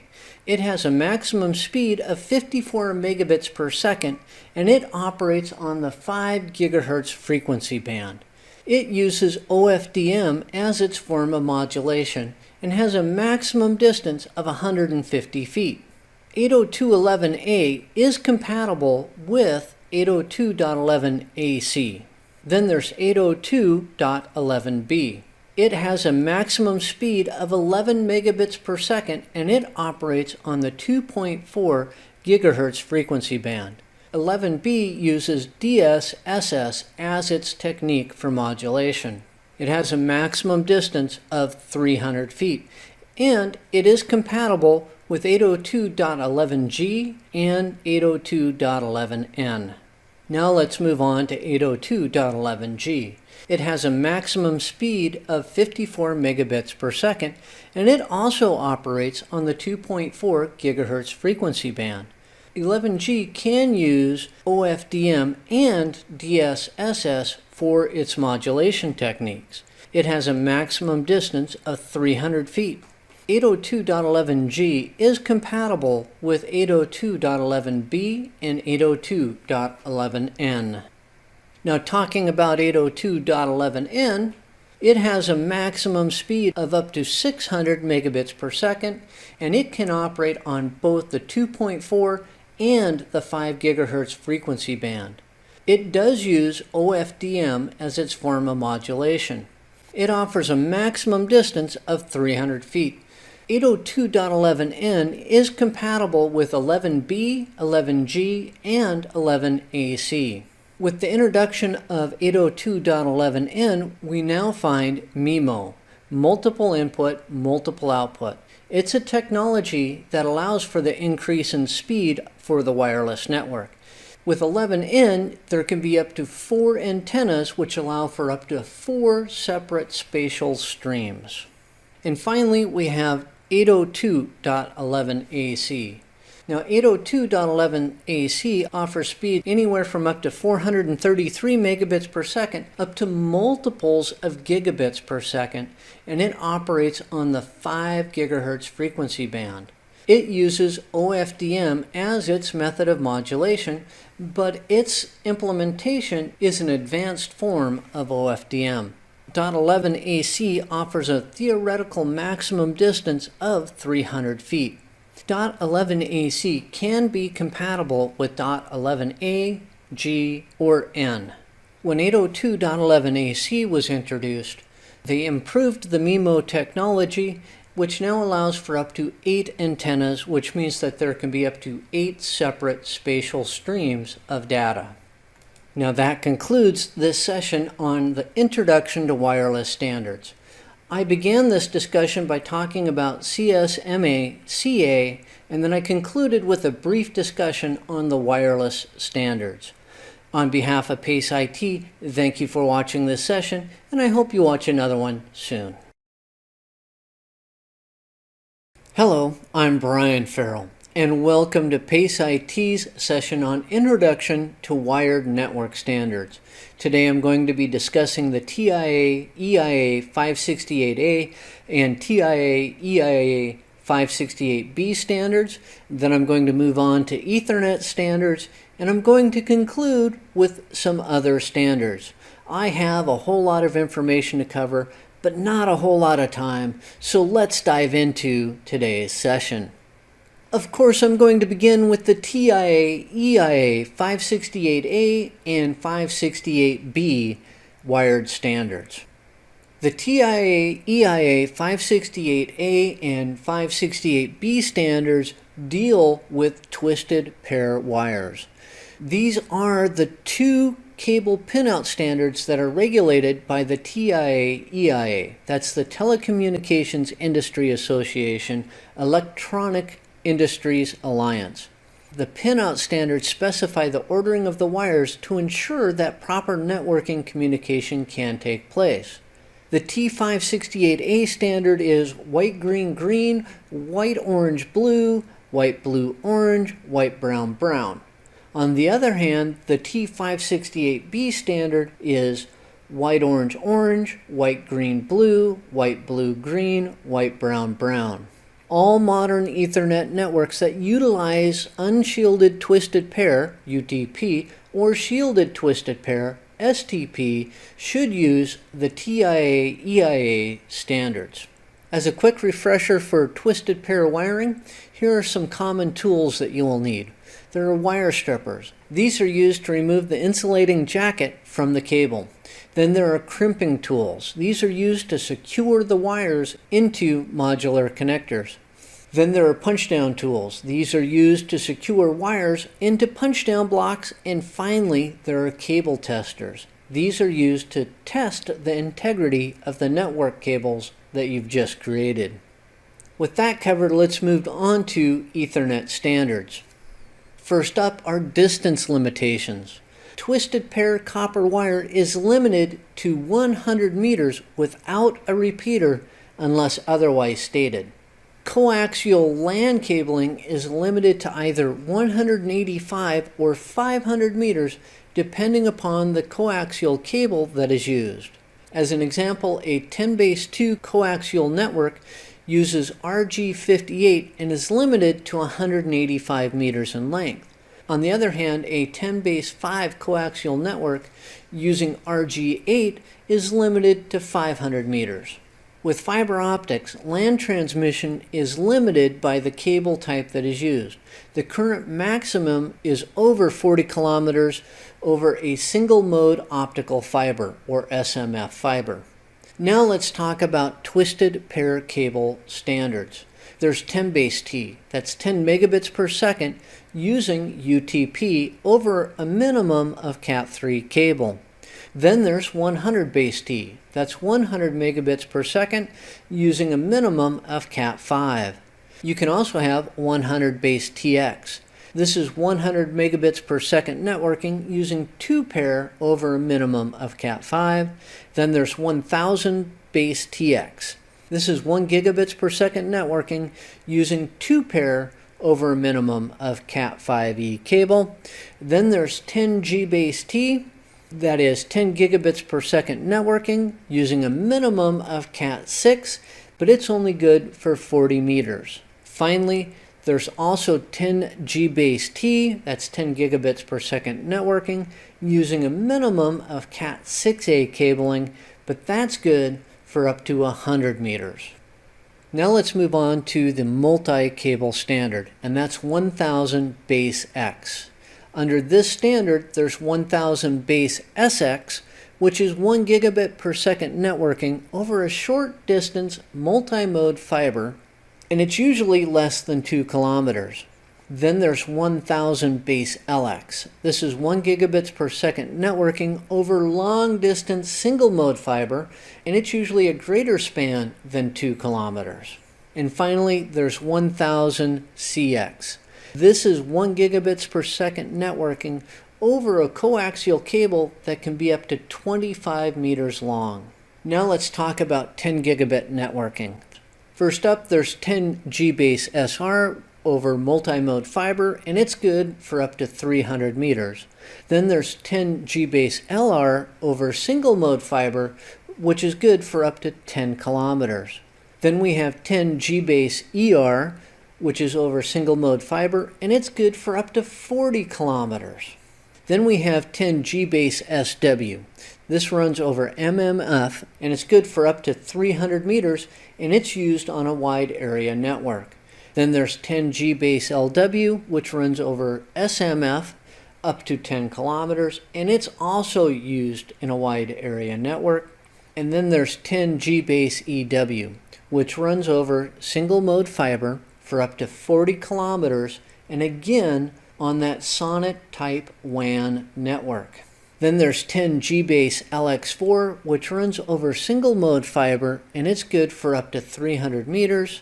Then there is 10G base LX4 over multi-mode, which is over multi-mode fiber, which is good for up to 10 kilometers. And finally, there is 10G base CX4. This runs over InfiniBand copper cabling, and it's good for up to 15 meters. It's time to conclude with some other standards. First up is DOCSIS, or Data Over Cable Services Interface Specification.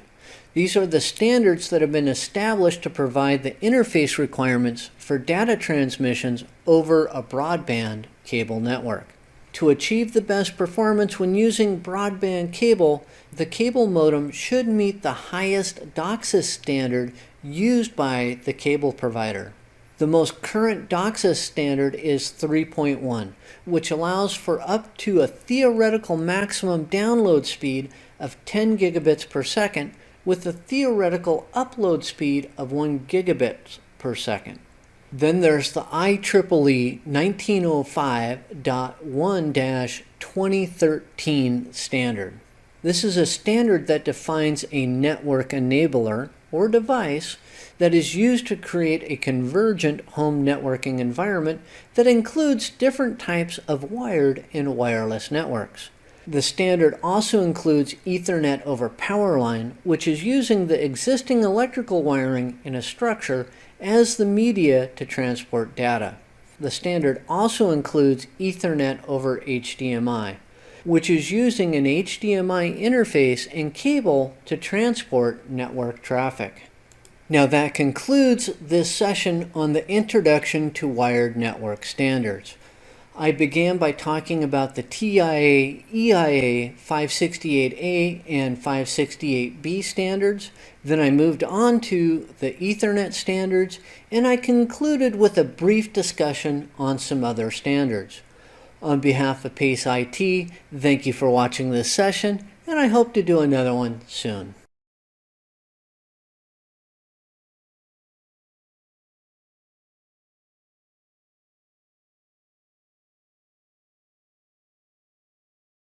Good day, I'm Brian Farrell, and welcome to PACE IT's session on security policies and other documents. Today I'm going to be discussing some security policies, and then I will conclude with a brief discussion on other documents. There's a fair amount of ground to cover, but not a whole lot of time, so let's go ahead and begin this session. Of course, I'm going to begin by discussing security policies. Policies are a set of guidelines established by management that are used to set the expected behavior in the workplace. Procedures are different than policies in that a procedure is a set of steps required to be taken in a given situation. Policies and procedures work hand in hand to create a safe and secure work environment in which employees know the guidelines and what is expected of them. Policies and procedures should be given to every person on the day they start, and periodic training should be conducted to ensure that they remain fresh in everyone's mind. One of the security policies to consider is the consent to monitoring. This is a policy that establishes an employer's right to monitor the employee's actions and communications. This can include monitoring emails. If they traverse company equipment in any way, then the emails are not considered private, but are actually company assets that they have a right to view and do with as they please. These consent to monitoring policies also include the monitoring or recording of phone conversations, also monitoring activities on computers, hard drives, and phones. In a highly secure work environment, it may also include the video monitoring and recording of normal work activities. Another security policy is a clean desk policy. This is a policy that is concerned about the handling of sensitive data. Sensitive data should not be left unattended in a workplace and should be put away when not in use, not left on a desktop. These policies also include the computer desktop. Sensitive data should not be left easily accessible on the PC. Then there are recording policies. This is a policy that restricts the use of cameras, tape recorders, portable storage devices, or any other device that may be used to record or copy sensitive workplace information. Then there are equipment access policies. They're a security policy that establishes who has access to which equipment and when. These could include access to server rooms, wiring closets, network racks, or any other area that is deemed to have a security risk. There are security policies that deal with the handling of user or customer information. They're used to establish how to secure sensitive employee and customer information. User and customer information is a major target of hackers when they breach computing systems. The loss of control of this data can severely damage a company. Any policy that is used to help secure the workplace or company data is, by default, a security policy. Approximately 80% of all network and data breaches occur from within the companies that are attempting to secure the data. Sometimes they occur by mistake. However, all too often they are intentional. All policies should have an enforcement aspect to them that details what employees should expect to happen if they violate the policy. The range of actions can be from retraining to termination and prosecution. Now let's conclude with a brief discussion on some other documents. First up is the AUP, or Acceptable Use Policy. These are a set of rules and guidelines established by the creator, owner, or administrator of information systems that detail what users may or may not do with that information system. It is considered to be part of the security policy. The AUP should be fairly detailed in what is allowed or not allowed to occur. All users should be required to sign the acceptable use policy, and these records should be kept on file. Then there are network policy documents. There are a broad range of policies that establish the guidelines for the network.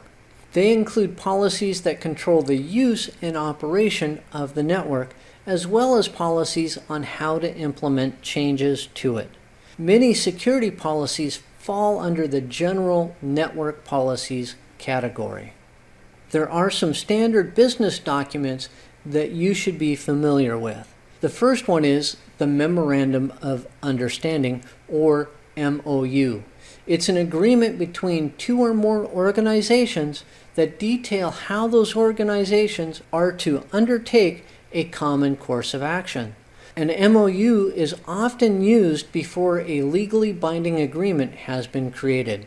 Sometimes the MOU is called a Letter of Intent, or LOI. Then there is the Statement of Work, or the SOW. It's a detailed document that specifies what work is to be performed, the expected outcome of the work or the deliverables of the work, and the timelines to perform that work. The SOW plays an important role in project management documentation. Then there is the Master License Agreement, or the MLA. It's a legal agreement between two entities in which one agrees to pay the other for the use of a specific piece of software or a software package for a specific period of time. So the person using the software doesn't actually own the software. The creator or the vendor retains the legal rights to that software or that software package. And finally, there's the Service Level Agreement, or the SLA. It's an agreement that details the allowable amount of response time the vendor has to resolve an issue or problem. The SLA is most commonly associated with a service contract.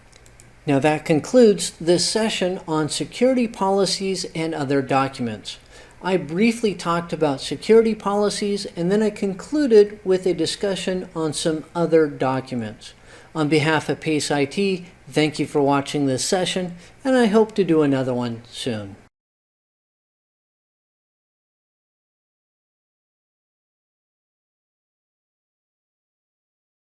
Good day, I'm Brian Farrell, and welcome to PACE IT's session on Introduction to Safety Practices, Part 1. Today I'm going to be talking about electrical safety, and then I'm going to move on to installation safety. I have a fair amount of ground to cover, but not a whole lot of time, so let's go ahead and begin this session. Of course, I'm going to begin with electrical safety.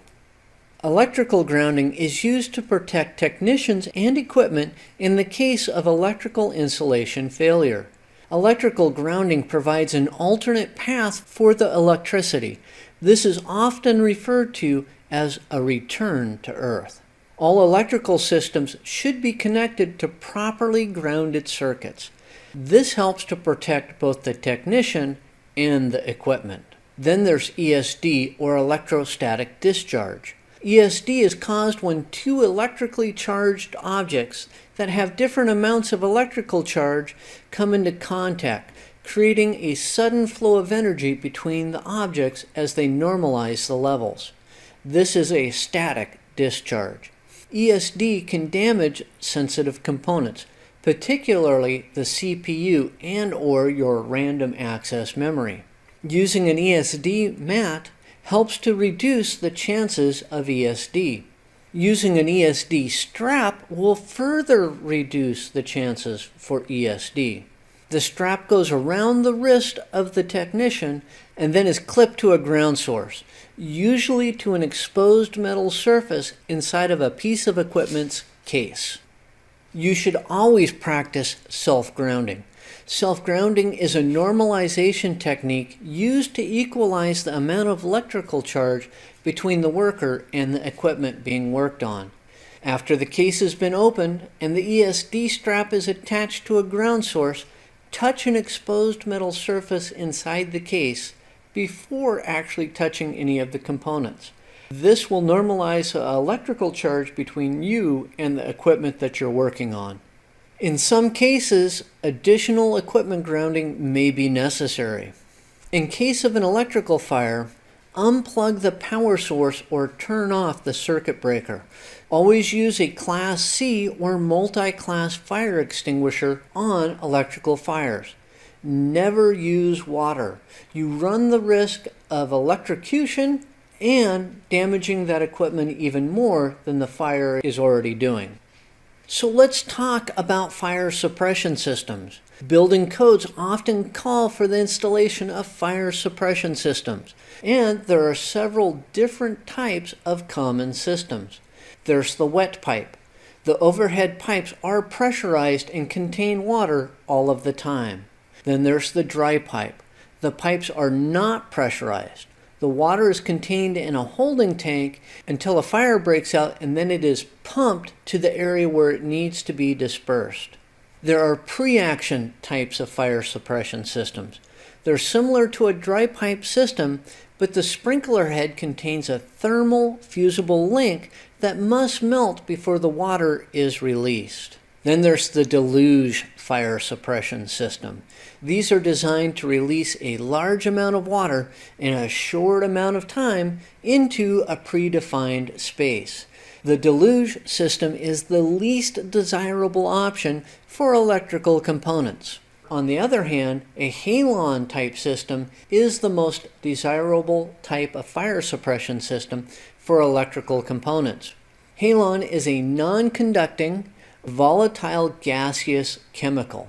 It works by chemically disrupting the combustion process.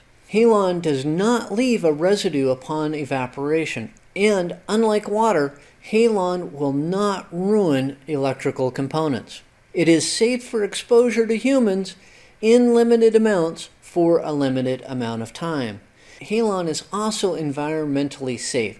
It's also known as a clean agent. Now it's time to move on to installation safety. First up is using proper lifting techniques. Bend at the knees, not at the waist. Keep your head up when lifting. Avoid twisting when carrying items. If the item is heavy or awkward, request help in lifting it. Also remember, most companies establish weight limitations. So if you're going to lift something that is going to exceed that weight limitation, ask for help. More than likely, you are going to need to install equipment racks at some point in time or another. Racks are used to help create a clean, organized environment, especially when they're used with proper cable management techniques. Racks are designed to provide sufficient airflow for the electrical components that are placed in them. When assembling and installing racks, always follow the manufacturer's instructions. Always use the proper tools to prevent damaging the racks or the fasteners that hold them together. Many servers and networking components come rack ready. That means they're specifically designed to be placed into an equipment rack. Let's talk about rack placement.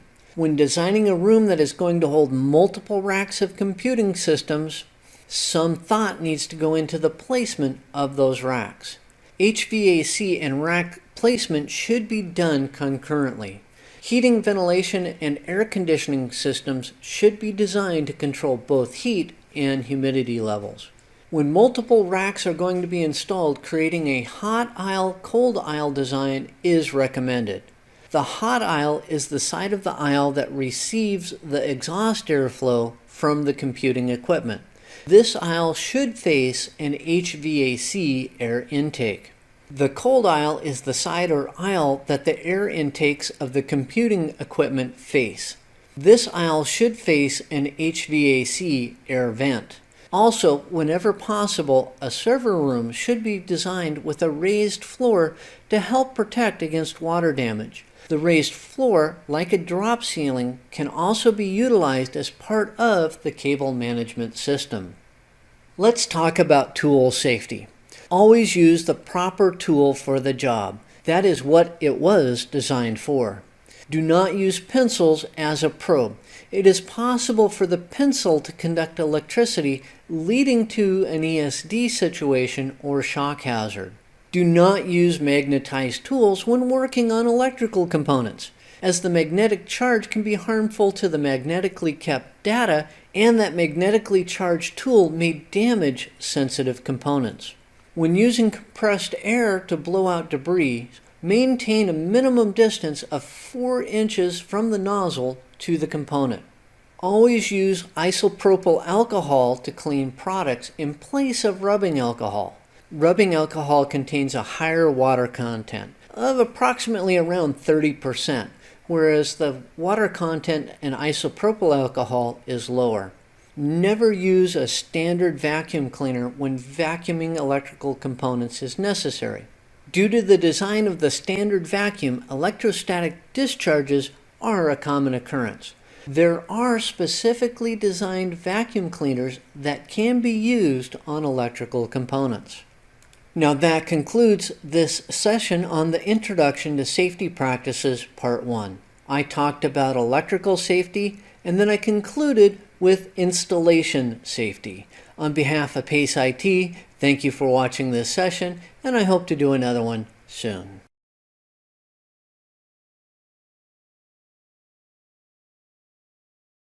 Good day, I'm Brian Farrell, and welcome to PACE IT's session on the Introduction to Safety Practices Part 2. Today I'm going to talk about the MSDS, and then I'm going to conclude with some emergency preparations. There's a fair amount of ground to cover, so let's go ahead and begin this session. Of course, I'm going to begin with the MSDS. Part of any safety-first approach to a safe work environment includes knowing what hazards are present in the workplace. Material Safety Data Sheets, or MSDSs, contain safety information on materials and chemicals found in the workplace. An MSDS will contain all known health issues associated with a particular material.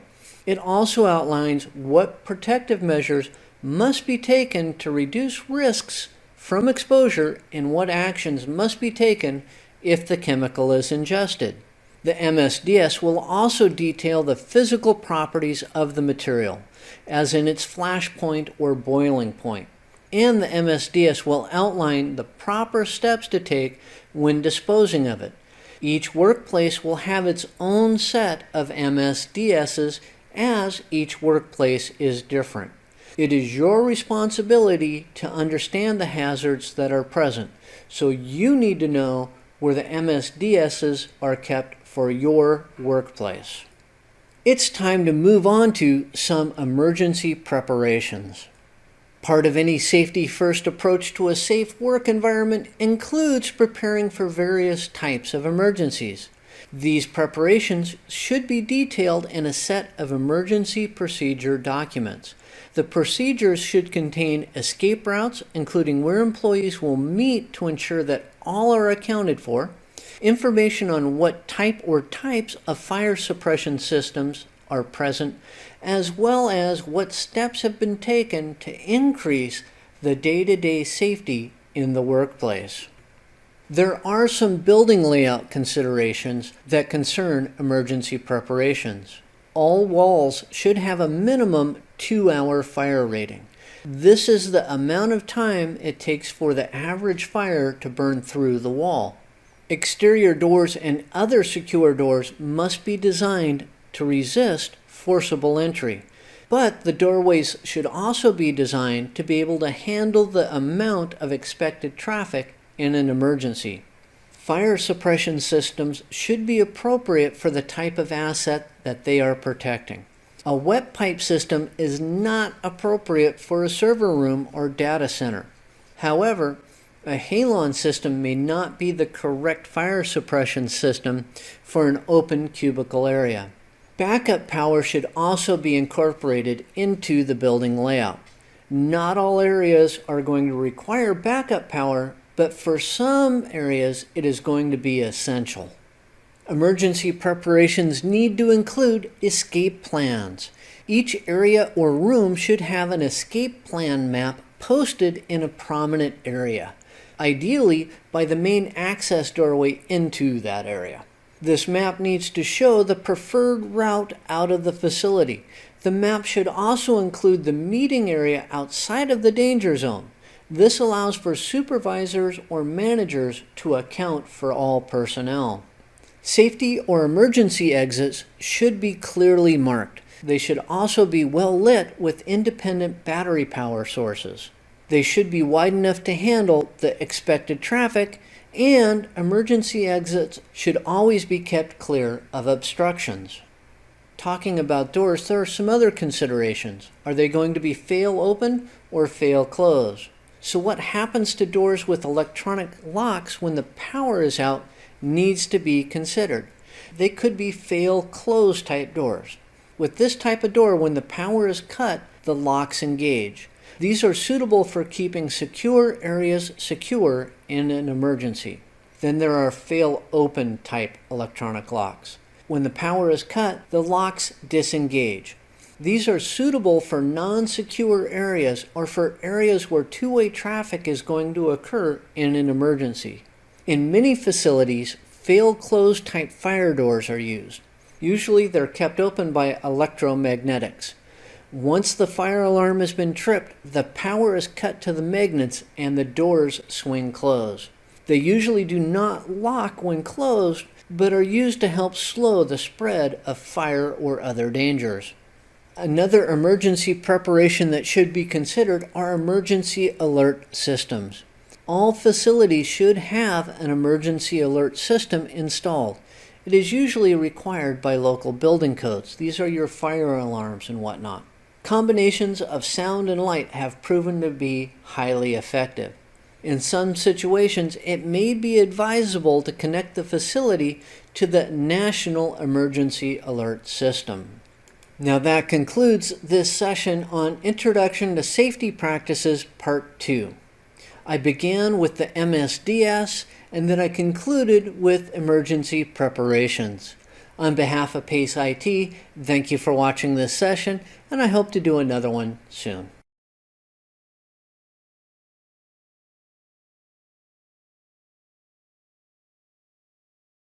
Good day, I'm Brian Farrell, and welcome to PACE IT's session on rack and power management. Today I'm going to talk about rack management, and then I'm going to conclude with a brief segment on power management. With that, let's go ahead and begin today's session.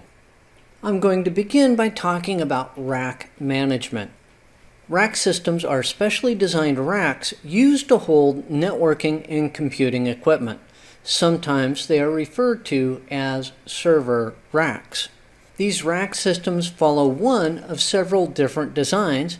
However, they all follow the same height specification. That specification is the standard unit, and it's designated by the capital letter U. Now, the standard unit involves the amount of vertical space that can be used to hold equipment. A standard unit is equal to 1.75 inches. So a 15U rack has 26¼ inches of vertical storage space.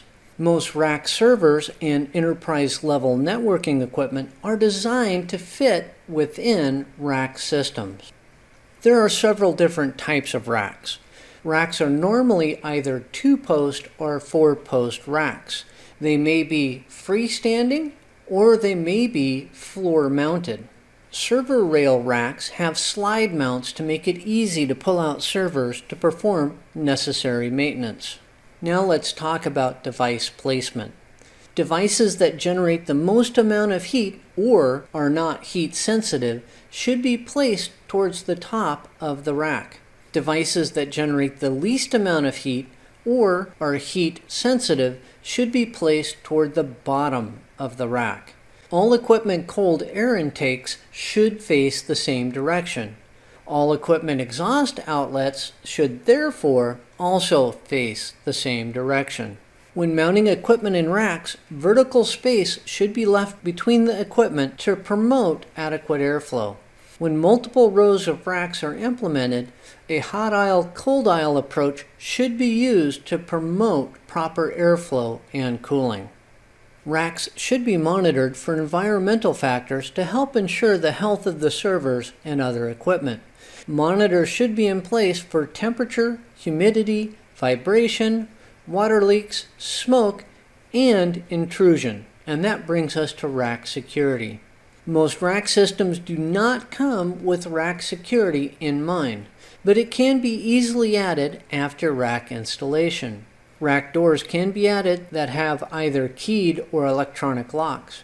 If the equipment is not secured, it can be easily stolen. Now let's have a brief discussion on power management. So before I begin talking about power management, let me give you a little bit of trivia. We're all familiar with the power symbol that you see there to the right.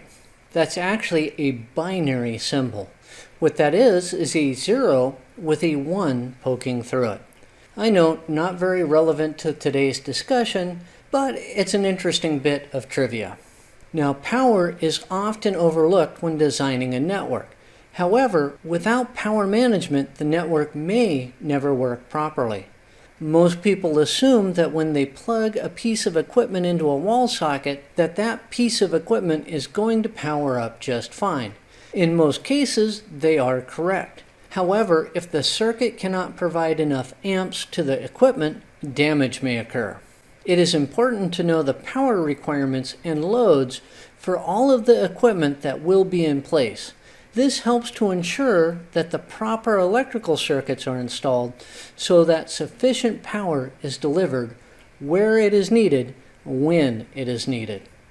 Power converters convert electrical energy from one form to another, as in from AC to DC, or from one voltage level to another. On the other hand, power inverters are a type of power converter that specifically converts voltages from DC to AC. Then we have the uninterruptible power supply, the UPS. It uses power converters to receive electrical current from an AC electrical source, and it passes that current to a battery or set of batteries for storage. It then uses a power inverter to receive DC current from the batteries and pass it to another device as a conditioned and well-regulated AC flow. They're used to provide a steady stream of conditioned electrical power to components. They help to protect sensitive electrical components from power anomalies, either from power spikes, power outs, or from power sags. In some cases, you may want to consider installing power redundancies. Critical components should include redundant power supplies. That means that if one power supply fails, the other one takes over immediately without any loss of service. Now that concludes this session on rack and power management. I began by talking briefly about rack management, and then I concluded with a brief discussion on power management. On behalf of PACE IT, thank you for watching this session, and I hope you'll watch another one soon.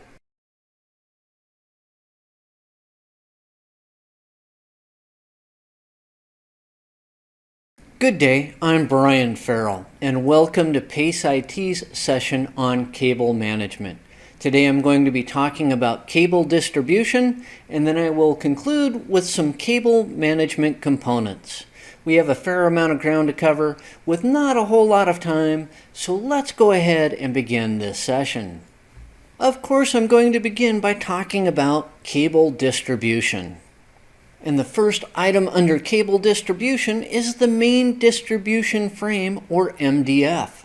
This is the location where the DMARC extension, main switch or router, and patch panel are placed. The MDF is where outside traffic enters a location and is then distributed to the internal network. It is possible to also have an intermediate distribution frame, or IDF. It's a locations solution for when a single MDF is not sufficient. They usually occur in multi-story buildings. The IDFs are connected to the MDF by vertical cross-connect cables, or VCC cables. It is common for an MDF to contain separate IDF panels for each floor of a building. A vertical cross-connect is the main patch panel for a location. It usually resides in the same location or very close to the DMARC and main switch or router. I mentioned patch panels earlier, so let's talk about those. They're used to terminate network cable runs, usually within a building, as in from the wall jacks to a central location. The network runs are called horizontal cabling. Patch panels are used to organize and administer the physical aspects of the network cables. Network runs are punched down to the back of the patch panel, which normally contains either a 66 or a 110 block, with an associated port on the front of the patch panel. Patch cables are used to connect the patch panel ports to networking gear, quite often a switch.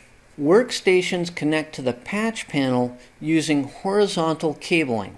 This location is called the Horizontal Cross Connect, or HCC, and is usually located in the IDF. Switches may or may not be present in this location. If a workstation needs to be relocated to a different switch or port, all that needs to be done is to make the change in the location of the patch panel. So you unplug the cable from one port and you plug it into a new port. With that covered, let's talk about cable management components. Labeling is an important part of cable management. It can cause stress when working with networks, but it doesn't have to.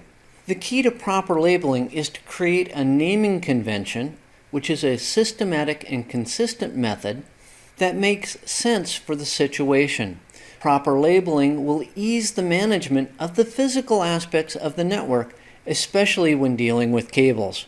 Labels should be placed on everything that deals with the network, beginning from the wall jacks all the way through to the patch panel, switches, and routers. The naming convention should be documented and kept with the network diagrams. Let me give you an example of a naming convention. Suppose Office 219 has network outlets on all four walls. The jacks could be labeled 219N, 219W, etc. And that would be for 219 North or 219 West, etc. The horizontal cabling from 219 feeds into a patch panel in an IDF located on the second floor that contains two 48-port switches that tie in all the horizontal cross connects.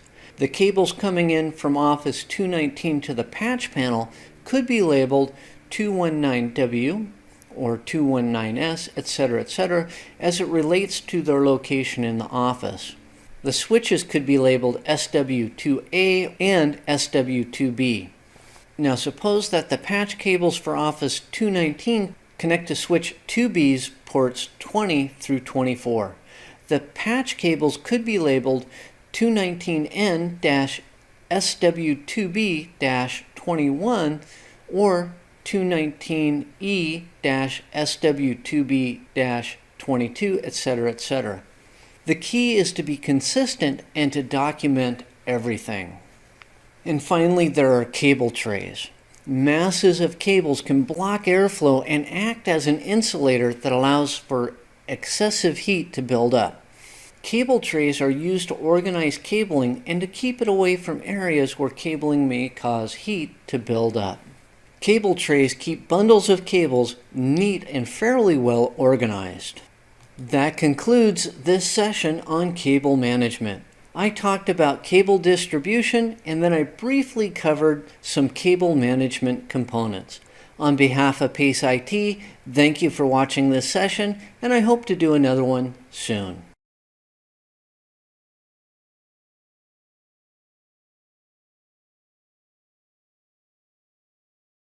Good day, I'm Brian Farrell, and welcome to PACE IT's session on the basics of change management. Today we're going to be talking about the reasons for change management, and then we're going to conclude with some different change management processes. I have a fair amount of ground to cover, but not a whole lot of time, so let's go ahead and begin this session. Of course, I'm going to begin with the reason for change management. In a fairly simple network, it is fairly easy to evaluate not only the necessity for a change, but also the possible impacts of that change.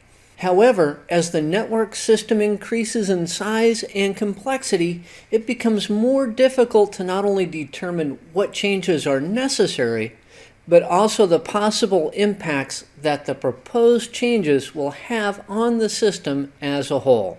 It is quite possible, even highly probable, that a single change will have a ripple effect on the whole system. Change management processes are used to introduce changes to a system in a controlled manner to minimize possible disruption and potential pandemonium. With the reason for change management covered, let's move on to different change management processes. First up is document the reason for a change. Proposed changes should have a solid reason for occurring. A best practice is to include why the change is needed for IT reasons and also for business reasons. As the change proceeds through the process, more documentation may be added to the reason for a change. So let's talk about the change request. A formal change request procedure is used during the approval process and should include several other subdocuments that can be used to gain approval. One of those documents is the configuration procedures documents. These document the exact steps required to implement the change, including affected devices, applications, and processes. The change request should also include a rollback process. As all change carries risk, a plan to reverse changes is required in order to gain approval. Then there are potential impact documents. The potential impact documents are a good faith effort to identify all possible impacts to the overall system, both the positive and the negative. Then there is the notification procedures. After the potential impacts have been identified, the people responsible for the affected systems must receive notification of the proposed change. Keeping your stakeholders informed and involved will greatly increase the chances of a successful change. Let's talk about approval processes. Proposed changes should be vetted and approved, not only by management, but also by senior IT personnel, security experts, and by a selection of those affected by the change. Some companies create change control boards to not only evaluate proposed changes, but to also implement a means of approving changes. These boards also assure that all approved changes have been fully tested and documented. The change boards meet periodically to assess the status of an approved change. This helps to keep it on track for implementation. Change boards maintain responsibility for the change and verify that the process is proceeding according to the configuration procedure. And finally, change boards help to ensure that approved changes are implemented correctly. When planning out a change to an IT system, it's important to involve a maintenance window procedure. A maintenance window is the amount of time that a system will be down or unavailable during the proposed change. Before the final schedule is developed, an evaluation of all affected systems must be performed with particular attention paid to mission-critical systems. It is possible that the proposed maintenance window may exceed the allowable downtime for critical systems, which will affect when the maintenance window can be scheduled. A sub-procedure to the maintenance window procedure is authorized downtime. Once a maintenance window has been identified, it is then possible to determine the optimum time to implement the change.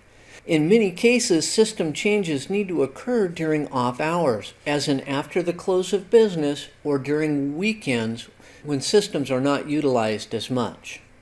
Then there's the notification of change procedure. After sufficient time has elapsed in which to evaluate any issues, all stakeholders, those are the people who approved the change and all others affected by the change, should be notified of the successful completion of the change. This allows the stakeholders to further monitor the systems for any unforeseen or residual issues relating to the change. And finally, there's final documentation. The change process should end with an update to the appropriate documentation, including network configurations, additions to the network, and physical location changes. A closing change report should also be created that summarizes the change to help refine the change procedures and processes even further. This closing report should include what went right and what went wrong during the approved change. That concludes this session on the basics of change management. I talked about the reasons for change management, and then I concluded with different change management processes. On behalf of PACE IT, thank you for watching this session, and I hope to do another one soon. Good day, I'm Brian Farrell, and welcome to PACE IT's session on Common Networking Protocols, Part 1. Today I'm going to briefly discuss TCP and UDP, and then I'm going to briefly run through some common ports and protocols. With that, let's go ahead and begin this session. Let's begin with a brief overview of TCP and UDP. Both Transmission Control Protocol and User Datagram Protocol are both Transport Layer or Layer 4 protocols. They're both responsible for the delivery of network data between nodes. While they are both Layer 4 protocols, they do have some differences. TCP uses a reliable delivery method. This ensures that all the packets that are sent are received. It uses acknowledgments as a means of error correction. TCP also establishes flow control to reduce the error rate and ensure proper delivery. On the other hand, UDP uses a best effort delivery method. It sends data but doesn't care if the packets are all received.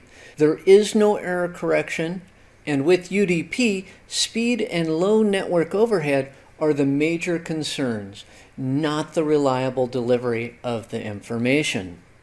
Now let's discuss some common ports and protocols. First up is HTTP, that's Hypertext Transfer Protocol. It's the primary protocol used to transfer data over the internet. It is assigned to port 80. Then there's HTTPS, which is Hypertext Transfer Protocol Secure. It is the primary protocol to securely transfer data over the internet using SSL or TLS technology. That's Secure Socket Layer or Transport Layer Security technology. In actuality, SSL should no longer be used. You should only be using TLS. By default, HTTPS is assigned to port 443. Then there's NetBIOS. That's Network Basic Input Output System. This was originally developed to allow hosts to be able to communicate with servers. By default, it's assigned to ports 137 through 139. Then we have SMTP, or Simple Mail Transfer Protocol. This is the protocol that's used to transfer email from a client to an email server or to transfer email between different email servers. By default, it's assigned to port 25. Post Office Protocol version 3, or POP3, is the protocol used by clients to retrieve email from servers. Once engaged, POP3 downloads all the messages from the servers. The user cannot access email messages until they have been downloaded by the POP3 protocol. POP3 is assigned to port 110. In contrast to POP3 is IMAP. That's Internet Message Access Protocol. It's a protocol used by clients to access email on email servers. Allows the client to administer and organize email on the server into folders without having to download it first. By default, IMAP is assigned to port 143. Next up is SIP, or Session Initiation Protocol. It's a protocol that is most commonly used to set up and tear down multimedia communication sessions, as in Voice over IP. In a Voice over IP session, SIP is used to establish and to terminate the session. Session Initiation Protocol is commonly assigned to either port 560 or to port 561. Often used in conjunction with Session Initiation Protocol is RTP. That's Real-Time Transport Protocol. This is the protocol that is commonly used to format and deliver multimedia or streaming content. As an example, RTP handles the flow of packets in a Voice over IP session after Session Initiation Protocol has established the connection. RTP is commonly assigned to ports 5004 and to port 5005. Then there's Media Gateway Control Protocol, or MGCP. It's a protocol that defines a means of communication between a packet-switched network and a circuit-switched network, as in the PSTN. It can be used to set up and maintain and terminate calls between multiple endpoints, as in teleconferencing. It's commonly assigned to ports 2427 and or to port 2727. Last up, we have H323. This is a protocol that provides a standard for delivering video over IP networks. It defines how real-time audio, video, and data are to be transmitted. It provides signaling and bandwidth control. It's commonly assigned to port 1720. That concludes this session on Common Networking Protocols, Part 1. I did a brief summary of TCP and UDP, and then I briefly ran through some common ports and protocols. On behalf of PACE IT, thank you for watching this session, and I hope you watch another one soon.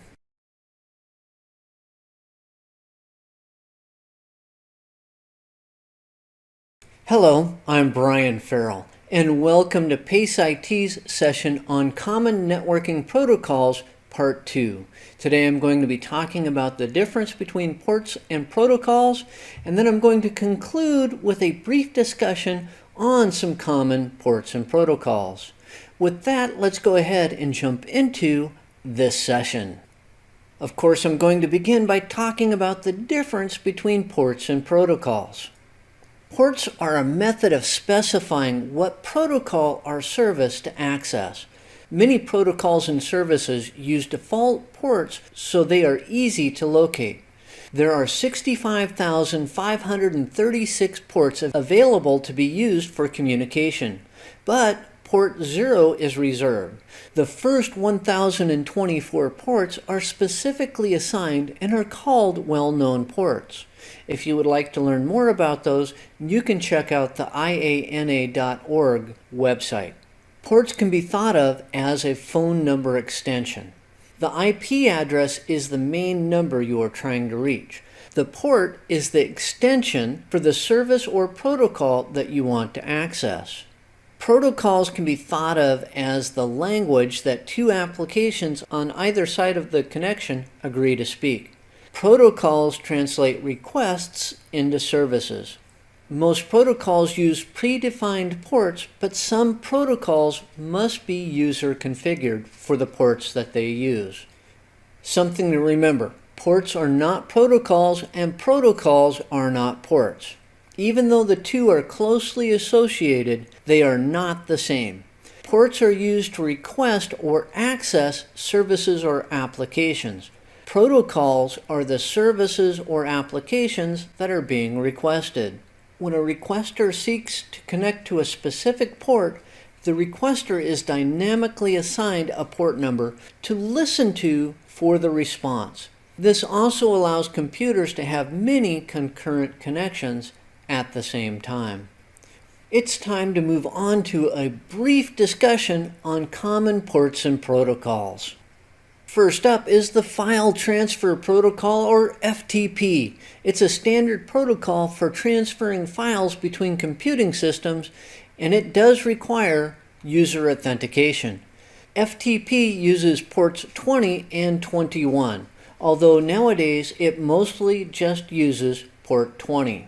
Then there's TFTP, or Trivial File Transfer Protocol. This is used to transfer files between servers and clients, but no user authentication is required. By default, TFTP is assigned to port 69. Then there's SNMP, or Simple Network Management Protocol. It's a protocol used to monitor and manage local area networks. By default, it is assigned to port 161. Then we have Telnet, which is a protocol that is used for remote access to systems.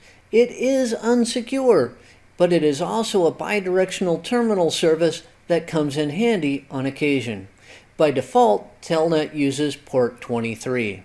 More secure than Telnet is SSH, or Secure Shell. It's a protocol that's used to encrypt data traffic on networks.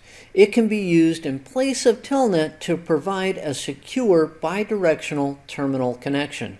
By default, SSH uses port 22. A very useful protocol to have is DNS, or the Domain Name System Protocol. This is the protocol that's used to map computer names to their IP addresses. DNS is assigned to port 53 by default. Then there's DHCP, or Dynamic Host Configuration Protocol. This is the protocol used within networks to automatically configure computers with the correct IP configuration. There are two ports used with DHCP. Requests are assigned to port 67. Responses from the DHCP server are assigned to port 68. Remote Desktop Protocol, or RDP, is used in Microsoft networks by both the Remote Desktop Connection and Remote Assistance applications to make remote connections. RDP is assigned to port 3389. Last up, we have SMB, or Server Message Block. It's a protocol used to transfer files over a network. The process is transparent to the user. The user never sees SMB. SMB can be configured to run over NetBIOS on ports 137 through port 139. But by default, SMB is assigned to port 445. That concludes this session on Common Networking Protocols Part 2. Today I talked about the differences between ports and protocols, and then I briefly discussed some common ports and protocols. On behalf of PACE IT, thank you for watching this session, and I hope to do another one soon.